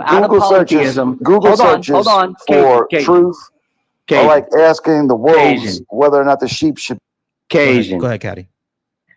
Okay, out of Middle Eastern polytheism formulates Judaism, and out of Judaism births Christianity and Islam. That is historical, archaeological fact. Your Yahweh is a nomadic storm and war deity. First, a war deity, nomadic, to near Egypt, the desert near Egypt. Then it gets fused with El, and then it joins the Canaanite pantheon through syncretism. And then eventually Zoroastrianism comes in with some influence and formulates Judaism. That is the archaeological fact. And Hinduism is archaeologically older than your belief system. We are one of the oldest ancient living spiritualities. And to say that we don't have a prophecy in our own, we at the end of Kali Yuga, Kalki comes to usher in the destruction of this Yuga. That's part of our scripture. Talking about? You don't fucking have the education. Is what I'm talking about. All right, pause. Everybody pause. Cajun. What he's saying is that your claim before that these religions don't have prophecies in their holy books is just wrong. It's flat out correct. Hinduism, the Bhagavad Gita does have prophecies. We have a Hindu person, we have a person here who actually is within Hinduism, and he's telling you that in his text, it does have prophecies of the future. It does have that. So you're just wrong, bro. He's not mentioning it. He's bringing up the history of my God, supposed history. That means that you I weren't want to talk listening. about his prophecy. That What's means he you weren't saying in his listening. prophecy? That means you weren't listening. Because I've been He studying this stuff absolutely for brought up years and years history and of years. your Give it to of that his child. You were in diapers when I was studying this stuff, pal. Let's hear the prophecies. Mm-hmm. He just told you one. Thank you, Velocity. Thank you. He don't listen. He don't Where's listen. that Nor little does he diaper study. He clown probably that hasn't studied claims anything. that the Hinduism has prophecies? Let's talk about it. I literally just put it on the screen. Let's do it again. Can you do the simple act on the of screen, listening? I'm not talking to 5 people at once, okay? I'm not talking to 5 people. I want to talk to that individual. Listen, not listen to respond. I want to talk to that individual who claims that's prophecy. Okay, we're gonna go ahead and put it on the screen again. Hinduism does have prophecies, the cycle of the yugas, and I think Caddy can explain those better than I can. So go ahead. Yeah. Well, I can't even see that screen. I want to hear him tell me about these prophecies. He's gonna tell you. I'll just put it on the screen so you know that you're wrong. I can't read the screen. It's all broken up. That's fine. That's fine. Okay. You know what? I'll go ahead and there we go. We'll zoom in. Is that better? The individual made a claim. I want to hear him talk about it. That's fine. That's fine. Good. Can you see that? I want to cross-examine. I can't cross-examine a Google page. I understand that, but do you know that just have a quick put the individual up there who claims it. Occasion, be quiet. You do understand that you're gonna put that guy up or not? Hey, this is my stage. Shut up. So your claim, shut the fuck up. You said that Hinduism doesn't have shut the fuck up. You said that Hinduism shut up. You said that Hinduism doesn't have shut up. You said that Hinduism doesn't have prophecies. It clearly does, right? Come off one more time and interrupt me or the host, and I'm gonna drop you. All you gotta do is do a quick Google search, and we found that Hinduism has prophecies. I'm not. All we gotta do is do a quick Google search and show that Hinduism does in fact have prophecies. Because I already gave you direction. If you came off of music, and I was gonna drop you. That's how that works. I want a Caddy to go ahead and keep eating them up, but my bad, Caddy. I'm not going to too, but here's the thing: we can't even allow him to do that if he keep on interrupting. Yeah, but actually, I'm interested still. Caddy, tell us about some of those prophecies. I like that. Okay, you can still say it. In Hinduism, we have cyclic time. Okay, cyclic time serves the purpose of the mother. I'm gonna use Shaktism, which is my tradition. Mm-hmm. The mother, Adi Parashakti, the divine mother, creates the Trimurti. She is the action principle. The Trimurti is Brahma, Vishnu, and Shiva, which Brahma is the creator, Vishnu is the preserver, Shiva is the destroyer. And also renewer in a way, because after destruction comes renewal. Think about a volcano erupting on an island, then because everything being where it's at, the trees come back up in that island eventually again. So Kali Yuga is the time of spiritual decay, discourse, corruption, a lot of arguing, a lot of tribalism, and that yuga ends in destruction. And at the end of that yuga, Kalki comes as the preservation and the destroyer at the same time, because after destruction, it all starts over again from Sata Yuga, which is the time of peace, and then slowly starts to decay into the other yugas. So I mean, that's just I'm just giving you the basis. You know what I mean? I could go further in depth, more deeper, but I'm just giving you the basis. So there is like a prophecy, so to speak, that we're in Kali Yuga. It's going to last 423,000 years before it ends, and then it starts all over again. The whole process starts all over again. So yeah. That's pretty damn interesting. Yeah. So I'm reading it now. They talk about moral and political decay. They talk about, the lifespan of things getting shorter, lifespans and stuff like that. People can easily say, those who are theistic Hindus, they can easily say that, the entire thing about COVID fulfill that prophecy too, because if lifespans are getting shorter, it is calculated that lifespans did get shorter because of COVID. So they can take that as a fulfilled prophecy too. You know what I mean? So it's like there's so much here, which is why I love when people of other religions are here, so we can get those other perspectives. It's amazing. And keep in mind, it's 5,000 years older than Abrahamic religion. So you know what I mean? Most religions are older than Abrahamic religion, son. Most of them. That's the thing. It's narcissism for Christians to think that they are that their belief is not only the only one, but the only one that should be respected. Christian, and that's another thing, right? I think, Volsi, you could correct me on this. I think I remember reading a study years ago, and it said that Christians actually displayed lower levels of empathy than non-Christians, and I believe there's a reason for that. And I'm like, and if you look at the traits of the God in the Bible, right? Now, obviously, this is not me giving a psychiatric diagnosis or anything, but these are behaviors that that I have observed. If you look at the behaviors and the traits of the God in the Bible and the behavior of Christians, not only do they align, but those behaviors are narcissistic.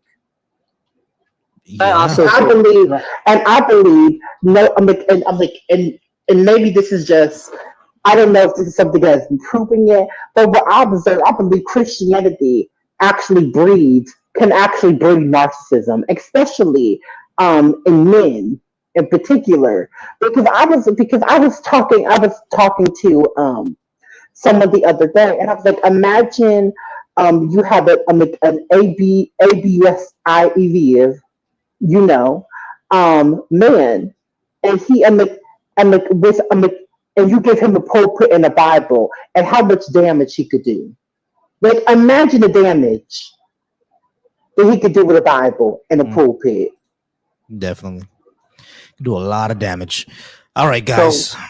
Yeah, I was gonna say that we're gonna conclude in a second, but go ahead, Caddy. Go ahead and say that last. I wanna say that I'm a tradition Hindu, so I have a tradition. Sometimes the philosophical schools within Hinduism are atheistic, like Advaita Vedanta, are kind of atheistic leaning. Sometimes those philosophical schools get paired with the traditions. So, and then within the traditions, we have like sampradayas, which are spiritual lineage, like denominations in a way. So, what you see in Hinduism is the understanding of like cyclic science and infinite theory, you know what I mean? And multiverse theory mixed into Hinduism, where you can lean into the philosophical side of things scientifically and still be Advaita Vedantin. But you can also be in a tradition and look at things like, you know how I just mentioned Adi Parashakti is the mother, but she's the active principle. And then there's Brahma, the creator, Shiva, the destroyer, and Vishnu, the preserver. Well, preservation, destruction, and creation are natural products of our reality. They happen all the time, and they happen within our cosmos. So that's a way that you can look at it through a more Advaita Vedantin lens and understand that you are that which is having an experience. And you know what I mean? And it's beautiful in that sense, the philosophical side of things anyway. Gotcha. All right, guys. Hey, man, I really appreciate y'all. I've been on for a few hours. I'm going to go ahead and get out of here. Got to clean my house up and probably go to dinner tonight. But, hey, I appreciate y'all for being here. You guys are all wonderful. Caddy does lives on Hinduism and learning about it. Caddy, let them know where to find you, bro. You can find me on Wednesdays. I'm usually live on Wednesdays at 11 p.m., sometimes midnight on Wednesdays. So going into Thursday, sort of early at night. Dope. What about you, Trill? Is that true? No worries. Kay, let the folks know where they can find you. Oh, Trill is there. Go ahead, Trill. Oh, go ahead, Trill. Okay, so all right. Well, I guess just here at the Trill Progressive on TikTok. I'm also on Twitter. I'm gonna convince you to start doing lives on communism. Promise. Oh, I don't know anything about communism. I ain't gonna lie. Were you? I thought you were a communist. Were you a socialist or just a leftist? I'm just a leftist. I believe in mixed economy. Okay, gotcha. To be honest, I'm thinking about starting one on makeup. Oh yeah. Anyway, makeup will be dope. And Kay, let the folks know where to find you. That's right. You can find me at KK Reloaded 3, 4, and 5 here on TikTok. All righty. All right, guys, we're going to go ahead and get out of here. So just like I always tell people, thank y'all so much for being here. If you're watching me from the Volsi Thoughts channel, thank you so much for watching me there over on Volsi Thoughts. If you're watching me on the B.A.A.S.H channel, if you're a Black atheist, agnostic, skeptics, or humanist, go ahead and subscribe to the B.A.A.S.H channel. Go ahead and join the Discord as well. And if you do content, we're gonna go ahead and let you get on that as well. Promise I'm gonna get Kay to get on there one of these days. I'll figure it out. And if you're watching me over on Deconstruction Junction, once again, big win on those numbers. Thank y'all so much for being here. As I always say, everybody be soft. Every man should be soft. Be secure, be affectionate, be wise, be flexible, and be trustworthy. Be soft, y'all. I appreciate you.